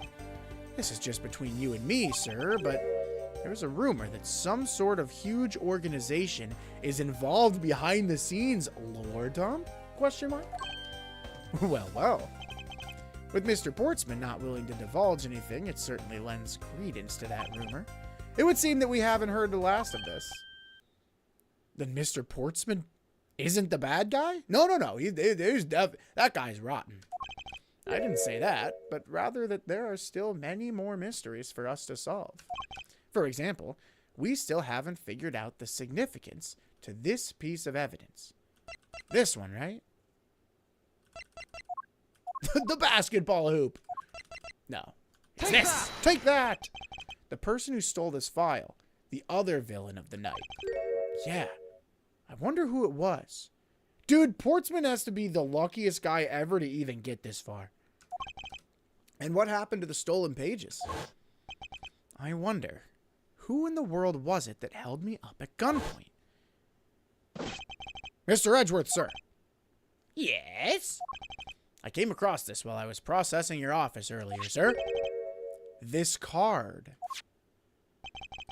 What is it, sir? Is that a bird or something on there? It's not just any bird. It's the mark of the raven. A three-legged raven. Even you should know what this is, detective. It's about that thing, isn't it? That great thief everyone's talking about. It's Mask Damask. It's the mark of the great thief, Yatagarasu. All right, so there's two thieves. Yatagarasu. Hype? Do we... Oh, is Yatagarasu cool? Under the mark of a legendary bird, the Yatagarasu is noble to the end. A modern Robin Hood. Labeled mysterious and phantom-like, the Yatagarasu appears and vanishes at will. He kind of looks like Phoenix, no? Wait, hear me out. It's Furio Tigre. He's turned a new leaf. He said, I ran a debt loan business, And I realize now that I preyed on a lot of people who were in struggling financial situations. So now I'm going to steal from the rich and give to the poor. I almost said steal from the poor and give to the rich. Now steal from the rich and give to the poor. Furio Tigre, I admire your change of heart. Yatagarasu haunts embassy. The noble Yatagarasu, vigilante of the business world, reappears. Though we don't know much about this thief's ultimate goal, we do know the targets. The Yatagarasu likes to find and make public... The Yatagarasu likes to find and make public evidence of corrupt dealings of all sorts. Stealing Nick's hair, just one of the many things. The theft is always performed in silence and always with perfection. Once a target is chosen, no dramatic calling card or announcement is sent forth. Instead, the chosen corporation is infiltrated without even the target noticing. So it's the opposite of mask to mask. Some days later, the evidence that was found is sent out to the mass media, all along with this single card. Although, it's been a while since the Yatagarasu's last appearance. Hey, Mr. Edgeworth. Look, something's written on the back. Let me see. It's the location of where the thief put the stolen files. So the person who stole the contents of the file was the Yatagarasu. So this seems to be a group, not one person. But Yatagarasu seems to be a group?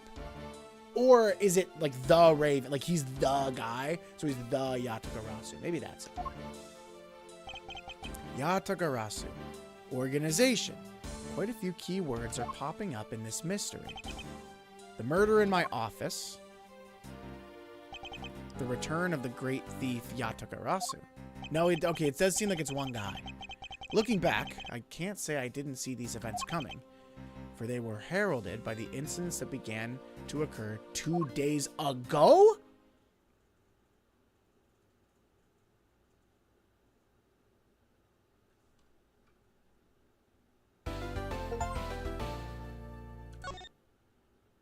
Two days ago.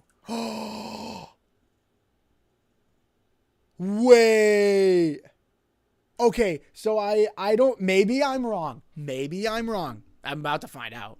But I said I played this game as a kid, but only up until the airplane case.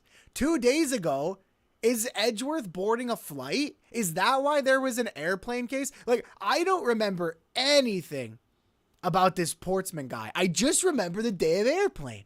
And if this is a flashback to 2 days ago, is this the airplane case?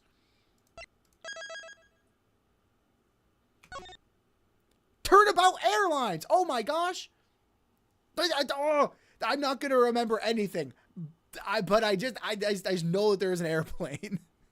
I don't think I ever actually finished this as a kid. I think I just started it. I could probably, I have my game somewhere. I could probably check where my progress was. This is the second case. Let's go. Let's go. Hang on. Hold. Please hold. Is this who I think it is? Is this who I think it is? Hang on. Episode 2. Turnabout Airlines.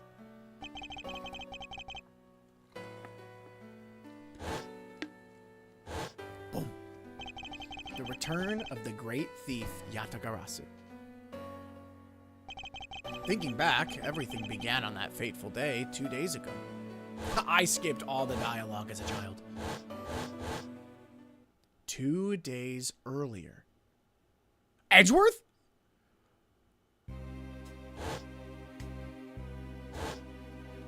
A bottle of wine.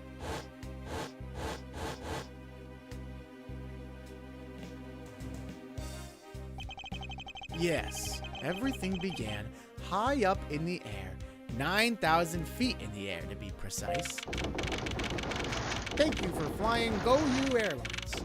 We are currently experiencing some slight turbulence.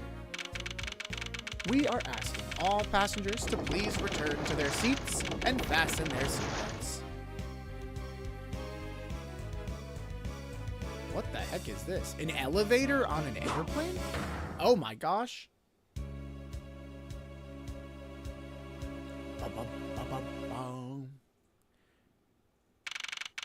March 12th, 6:13 a.m.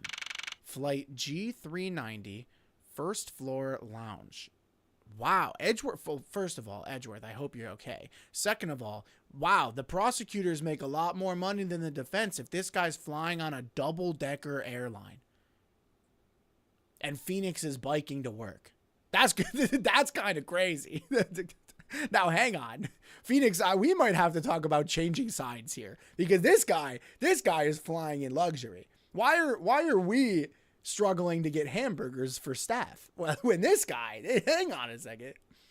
The beginning of this case makes me laugh in a terrible way. Edgeworth's worst week ever. To go from this right here to get home and all you want to probably do is sleep, and then there's the worst criminal of all time that has committed a crime in your office. Dude, I'd be so pissed. I'd be so angry. An elevator in an airplane is crazy, right? And am I just not familiar enough with that? Is this common? I've never seen an airplane with an elevator in it. Why do I feel like I just woke up from a horrible nightmare? Don't worry, Edgeworth, your nightmare is only just beginning. 6:13, huh? Guess I was out cold for about 10 minutes. Slight turbulence indeed. It's Ace Attorney Shenanigans Fair. Ladies and gentlemen, we are currently experiencing some slight turbulence. For your safety, we ask that you return to your seats and fasten your seatbelts. I suppose turbulence is to be expected on a flight, though admittedly I'm less than comfortable with anything resembling earthquakes. What the? Did the poor guy just drop his wallet into blood? Oh no, it's wine. What's this? A travel wallet? But that's not mine. How did someone else's travel wallet wind up in my pocket? My head. Why won't this headache go away? I'll take care of this travel wallet later, or at least hand it off to an attendant. From earthquake-like turbulence to an elevator. Okay, so Edgeworth also thinks this is weird, right? What am I doing hesitating like this? Actually, I know full well why I hesitate. It was when I was still but a young child. Edgeworth flashback! I was caught up in a murder that happened in an elevator, but how long am I going to let my past haunt me? It's just an elevator. Oh, that's why. I see. Because he doesn't... Two things the guy does not like. Earthquakes and elevators, and a third thing, murders in elevators. Edgeworth, I'm so sorry. It's tough from you. Although you're right, this really is his worst week ever. Holy smokes. What in the world happened? Is there something wrong, sir? I must ask that you please return to your... Oh! Egad! He's dead. Please calm down. We mustn't jump to conclusions without all the facts. Is he a doctor? It kind of looks like he's a doctor, right? You murderer! No! You have it all wrong. It wasn't me. March 12th, 6:41 a.m. Flight G390, second floor, first class. Everyone, I am sorry to interrupt, but I have an important announcement. I am one of your flight attendants today, Rhoda Tenero. Unfortunately, we have just had a minor accident on this flight. Edgeworth is tweaking in it. I'll move so you guys can see. This guy is tweaking in the corner here. Holy smokes. Are you just going to keep playing or are you wrapping up? I was going to go till about 9 o'clock. I was going to go till about 9.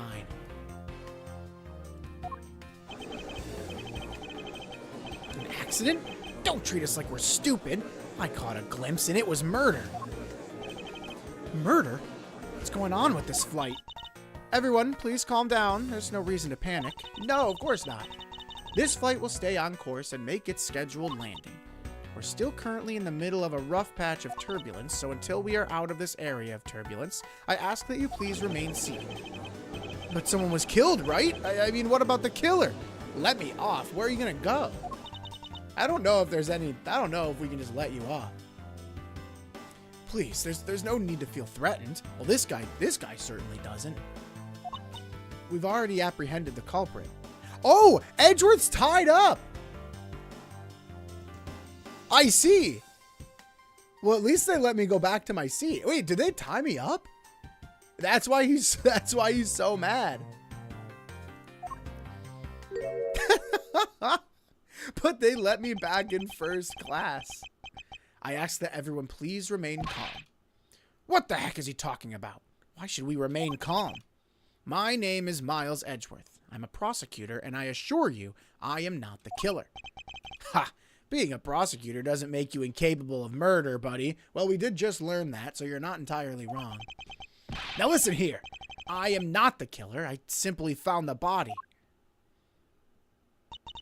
So you say, however, I'm sure that you are the perpetrator of this crime. She's pretty quick to point fingers, that's all I'm saying. I think this whole airplane is first class. That wouldn't surprise me. I feel like anyone who can afford a flight on a double-decker airplane probably has some good money in the bank. I swear on my honor as a professional flight attendant. Is that right? I know what I saw, and there's even very strong incriminating evidence to back me up. What kind of incriminating evidence is she talking about? Is someone trying to frame me? Like me specifically? We've already alerted the proper authorities at our destination. Until we land, you will remain in our custody by the powers vested in our captain. I'm very sorry, but please understand our situation. Your situation? I'm more concerned with mine and the direction it's going in. I'm not about to just sit idly by while I get accused of murder. Ms. Tenero, is it? Yes. I was wondering if you might give me a chance. A chance? To do what? A chance to plead my case. And a chance to ask what you meant by incriminating evidence just now. To accuse a passenger of such a grave crime without allowing him to give a proper defense, can the professional flight attendant inside of you really call this action righteous? You have a point. Very well, I'll listen to what you have to say, but be wary of what you reveal. I'm afraid you'll only look even more suspicious if your explanation fails to satisfy. I also do not have the time to deal with you all day, so please make it quick. Don't have the time to deal with me.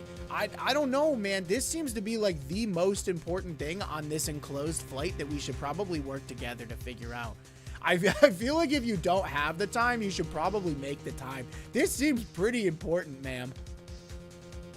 It sounds like she's trying to frame you currently. That's right. She just happened to come across the murder and see me there. I don't know. That seems pretty suspicious. Of course, as you wish. Good. Very well then. Let's get started. She's suspicious. I don't know. I know for a fact that I didn't kill that man in the elevator. What I don't know is what sort of evidence she has up her sleeve, but I'm certain it doesn't fit with how the crime really occurred. Wait, is she going to interrogate me?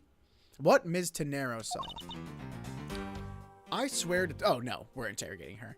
I swear to tell the whole truth as a professional flight attendant. I'm going to start using this. I swear to tell the whole truth as a mediocre VTuber. Unfortunately for you, Mr. Edgeworth, I am certain you are the killer. The scene I saw in front of the elevator, it was you, standing there with fresh blood dripping off of the murder weapon, the wine. So if you would please cooperate, we'll turn you over just as soon as we land. Okay, now I understand. That's it? That's her evidence? I don't think you could ask for a more perfect witness testimony. Well, I'm going to be honest, it sounds at least a little more believable than a lot of the junk we hear in court, ma'am, if I'm being honest with you. Wouldn't you agree, Mr. Edgeworth? Not really. It's hardly perfect when there's a gaping hole in it. Bum bum. I swear to tell the whole truth as a professional flight. Hold it! Tell me, what exactly puts the pro in professional flight attendant? Well, it means we are very professional about how we take care of our passengers. Services like fetching papers and responding to calls are done with speed and accuracy. I can assure you that I give testimonies with the same level of professionalism. But I'm sure you've already realized that by now, right? It's a bit hard to appreciate your professionalism when I'm the one under suspicion.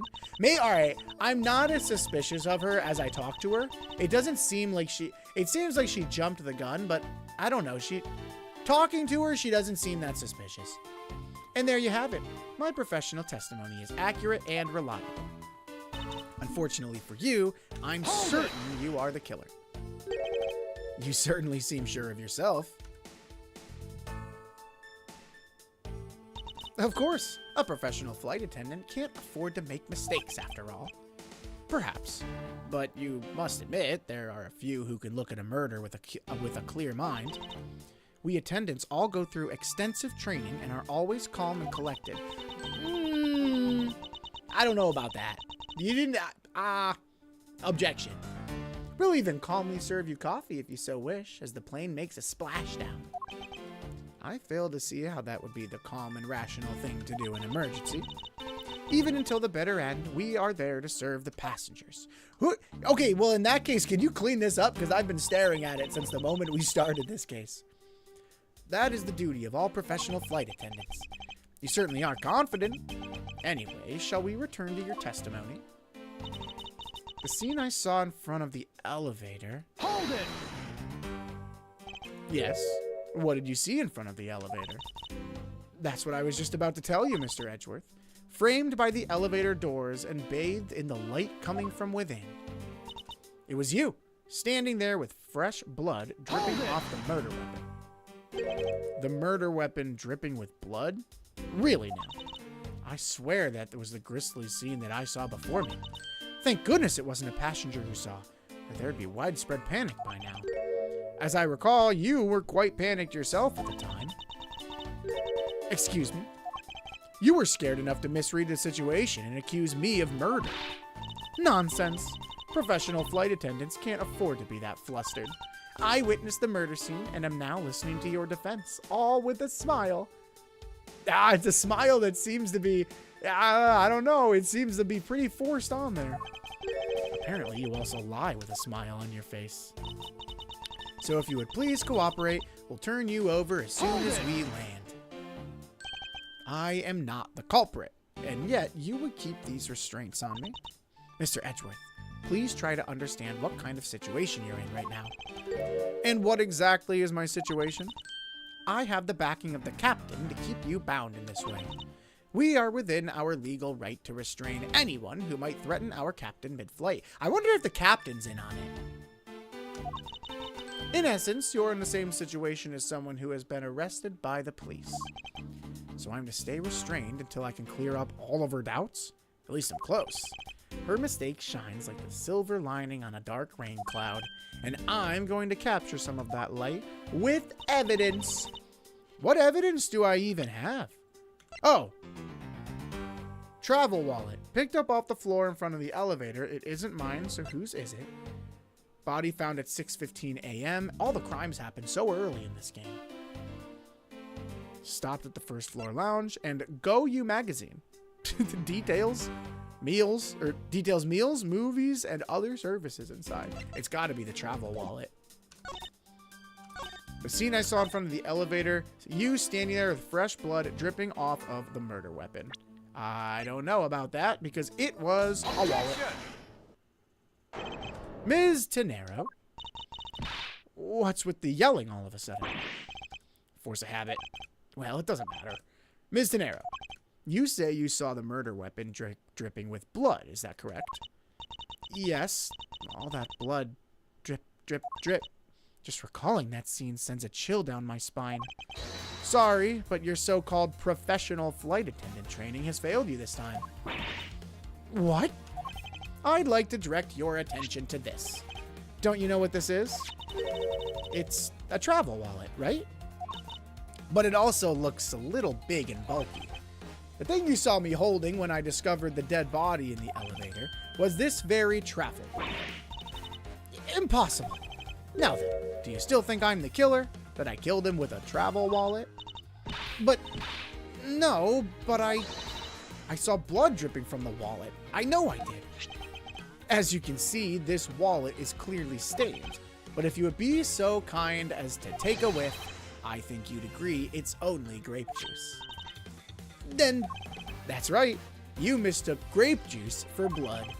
The murder weapon dripping with blood does not, in fact, exist. Sorry, Ms. Tenero. That should clear up that pesky accusation. Did she just hold it on me? Excuse me. I think you need a badge to do that. Wait just a sec. That is, I mean, even a wallet could be deadly if it was wrapped around something heavy. I demand that you show me what's inside. Please. She's trembling, and the tacked on please at the end sounds like I've got her.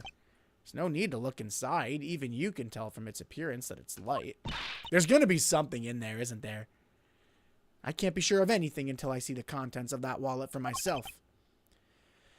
Well, she's a persistent one. I suppose we have no choice but to see what's inside. Ms. Tenero, if you would be so kind as to open the wallet and check its contents for me. All right. I usually don't pry into passengers' belongings, but we have no choice here. Let's take... How do I open it? Oh, here we go. Grape juice stains the outer cover. True, it was I who dropped it in the juice. However, I didn't do it out of ill intentions. Oh, but we can't open it. Well, how the heck are we going to open this thing? How the... Am I crazy? Ah! It seems that this passport is all that's in here. Oh, wait, I didn't... What was the passport for? Borgina. Is that a real place? Borgina? Borgina. No, it does not look like a real place. As you saw, there's nothing but a passport inside. This renders your wallet was the murder weapon argument moot. Wouldn't you agree? Please hear me out, Mr. Edgeworth. What is it now? I was wondering, whose passport is it exactly? Can I take a look? Why not? I'm rather curious myself. It's Ace Attorney shenanigans? I figured. Wait a second. This is the victim. Why was this in my pocket? This is... And where the heck is Borgina? Just as I thought, this travel wallet belonged to Mr. Ackby Hicks, which makes it the victim's property.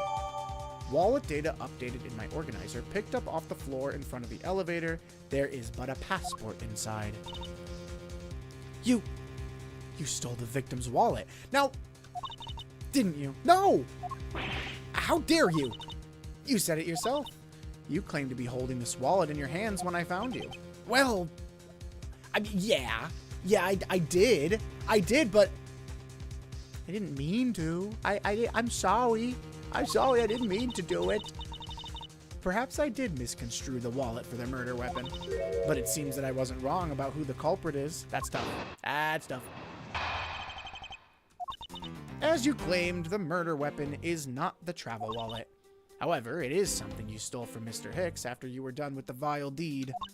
I find it hard to believe myself, but your motive was very simple. You were out to steal Mr. Hicks' money, weren't you? There's no money in the wallet, it's but a passport, it said. So even though I didn't have the murder weapon on me, you still suspect me, I see. You stood up at the crime scene with the victim's wallet in your hands. How can I turn a blind eye and not suspect you of foul play? It is a little suspicious, I will give her that. Whoever actually did the crime, I will say, much better criminal than Portsman. This person seemed to at least have somewhat of a resemblance of a plan.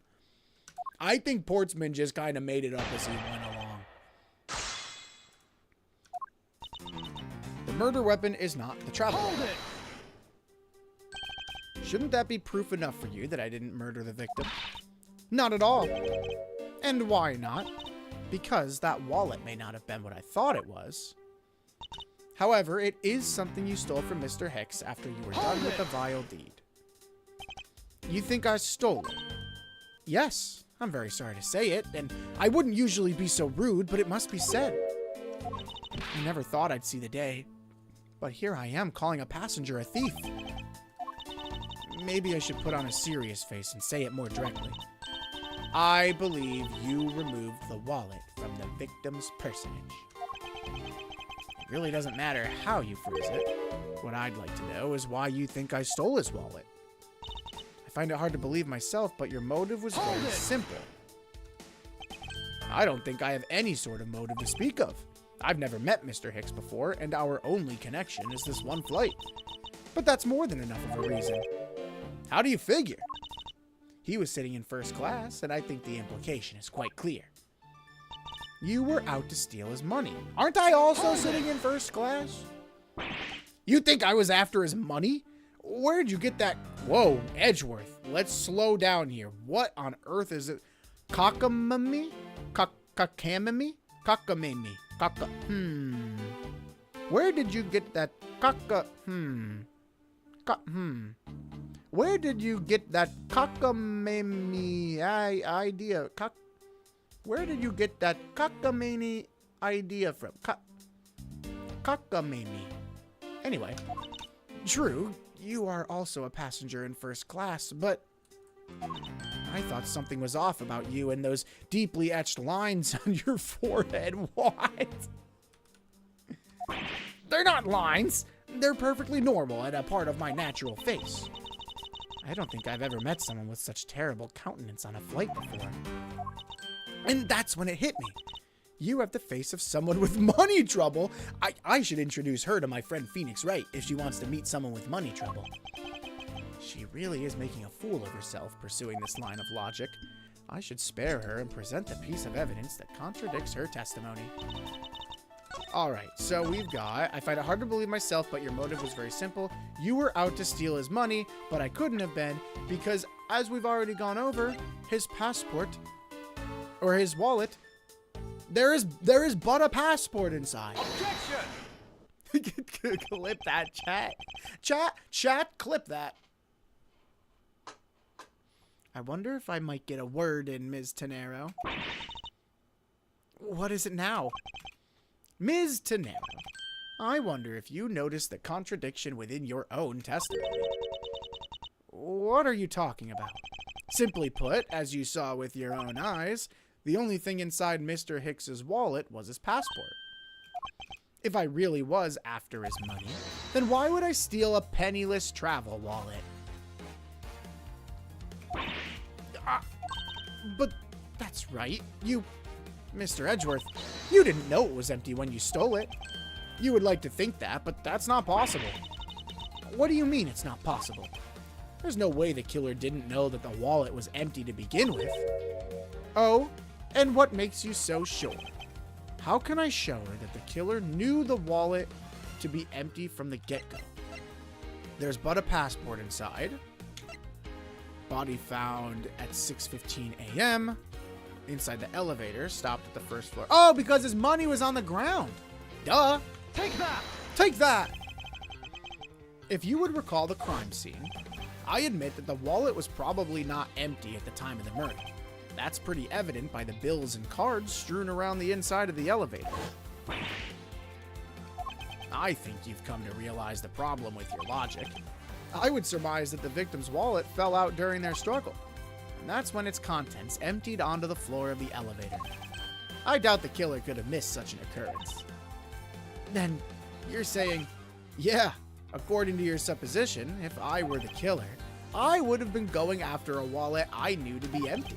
And since I clearly wasn't attempting to gather the scattered money, it renders your argument of theft completely invalid. Then who was this guy and why was he killed on a plane?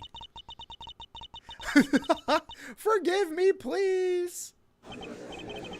What the heck? Are you saying the attendant's wrong? So that guy isn't the killer? Who the heck is this? Who the heck is this guy? Hang on.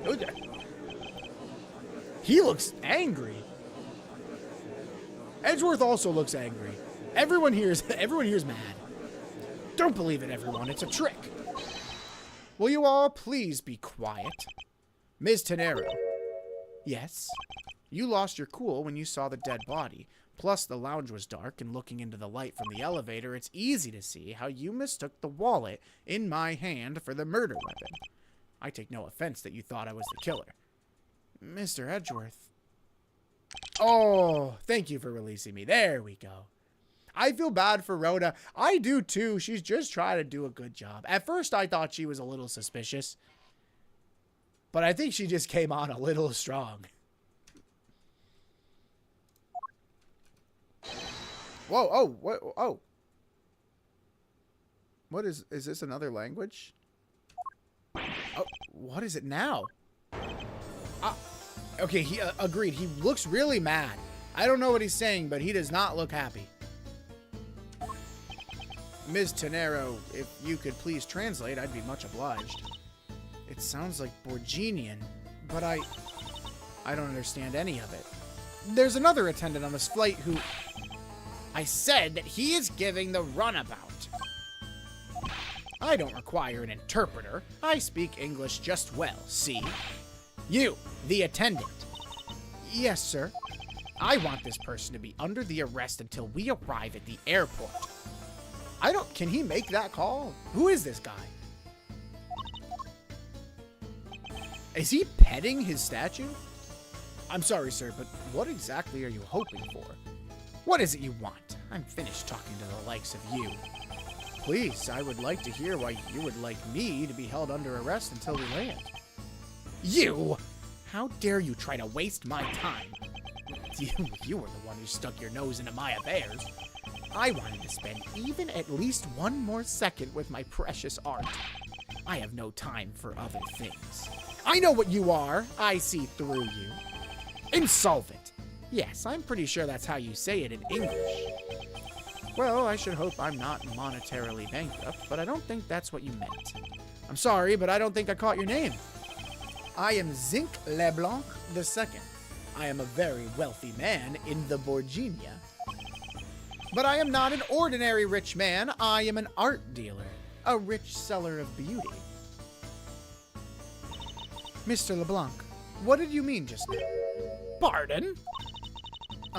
When you said that Mr. Edgeworth was giving me the runabout. I have to explain. Wow, he is angry.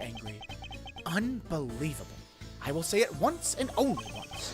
I do not have even a second to waste. Time is money, as they say. Yes, and yet you continue to blather on. I saw it. Yes, I did. I saw the victim go onto the elevator, going down to the lounge. It was exactly at 6 o'clock. Okay. I can work with this. So it was exactly at 6 o'clock. And the body was found at 6:15. So that tracks. And what's the significance of that time? At 6, he says. Wait, you saw him at 6? Well, doesn't that... He might have been the last person to see him alive. What's the matter, Mr. Edgeworth? He understands, I see. Miss Attendant, what time did you discover the body? Well, it was a little after that patch of turbulence, so I would say around 6:15. Hicks was his name, was it? Then I say that man Hicks was killed in the 15-minute time span. Wow, this guy's good. He should be an attorney. And the only person in the lounge at that time was this prosecutor, yes? Yeah, I was in my seat the whole time. Oh, they're all gonna start turning on me. Me too. I was watching the movie and enjoying a fine glass of grape juice. Why are these people drinking grape juice? Is this an alcohol-free flight? I thought all these people would be wine people. I was still eating. Still haven't finished. See? That's a big steak. This guy's better than most. This guy, he's at least got some deductive reasoning skills. Albeit he is very angry. The other passengers have an alibi, so you have no problem with them, I suppose. No complaint, no compliant, I see. Not a single word against this, right? I have no way of discounting what you've put forth at this point, but it wasn't me. Oh, so you say. But do you have, what you say, the evidence? Mr. Edgeworth, Are you really the culprit after all? Don't ask me that. Mr. LeBlanc, I suppose you're quite certain in what you saw. Enough to give testimony. Alcohol is outlawed in Japanifornia. Is it? But wasn't there a glass of wine? I swear there was a glass of wine in another case. Or was it grape juice? I know there was tomato juice, right? Maybe that's it. Maybe that's what I'm thinking of. It's just a censorship thing? Yeah, that's what I figured. That's what I figured. Was the tomato juice in Matt on Guard's case also that? Like, was that supposed to be wine? Probably. Of course. I was looking at that man the whole time. He was playing with that annoying little small machine. Machine? That's what you people call it in English, yes? It was making me crazy with the click, click, click. From that description, it sounds like some sort of small computer. I believe what Mr. LeBlanc is talking about is a cell phone. I have to say that I did see him playing with it quite a bit myself. A simple cell phone? A laptop or organizer I can see, but that's kind of low budget. I hate that noisy little machine in his hand. Not a fragment of beauty. All it produces is ugly sounds. Oh man, if this guy... Don't show this guy TikTok brain rot. I know he's from like 2008. This guy has no idea what's coming from cell phones. Anyway, I know what I saw. Ms. Tenero. Yes, I was wondering if I might be granted permission to examine the crime scene. You want to examine it? If you would grant me a little measure of time, I'm sure I can produce the real culprit. I don't like the sound of that. Fox in the duck pen. I think that's how you say it in English. It's fox guarding the hen house, and I believe my innocence was proven earlier. And if I'm given the chance, I can clear up all the remaining doubts. Ms. Tenero, if you wait until we arrive, there's a good chance that some evidence will have been destroyed by then. And the real killer could get away. I understand. Let me see what the captain has to say. This should not be approved. Please, Mr. LeBlanc. In an emergency, all decisions are to be made by the captain alone. Now, please wait here while I go ask the captain what to do. I'll be right back. You are not planning to erase evidence when you're doing your investigation, yes? Of course not. Ha! We will see. Mr. Edgeworth. I really like the art style. Can I just say that? I really like the art style of this game. I don't know why you can have murder but not alcohol. I don't know either, actually. Oh, you know what I bet it is? I bet... Well, no, it still wouldn't really make sense. I was going to say it's probably for the game's rating, so they can keep it rated like E or E10, however they used to rate games back in the day. I don't know if they still rate them like that.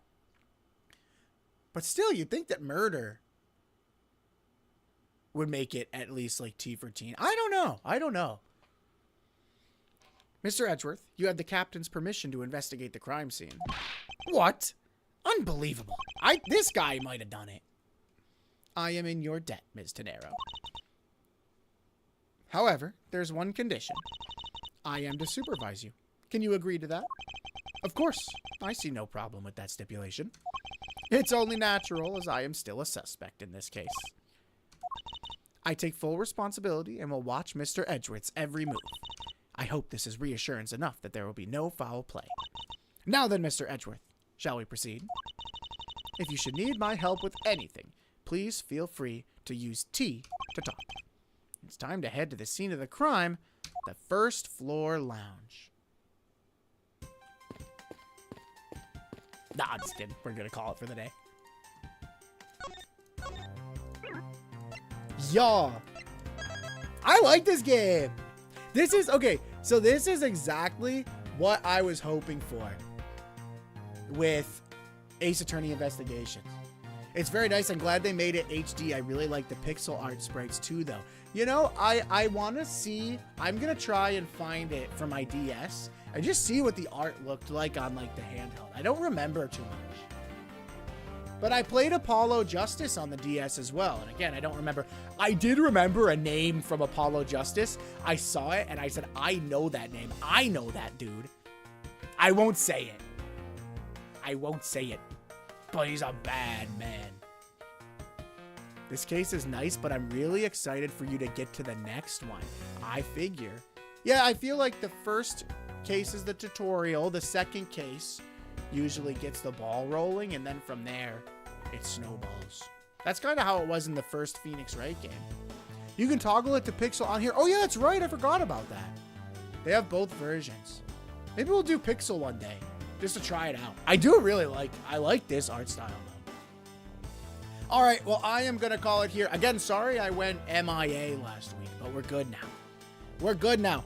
We've got Overwatch on Friday coming up. It might be next week. It might be the week after, but I have a stream with Meep coming up too to keep on your guys' radar. We're going to play a scary co-op game together.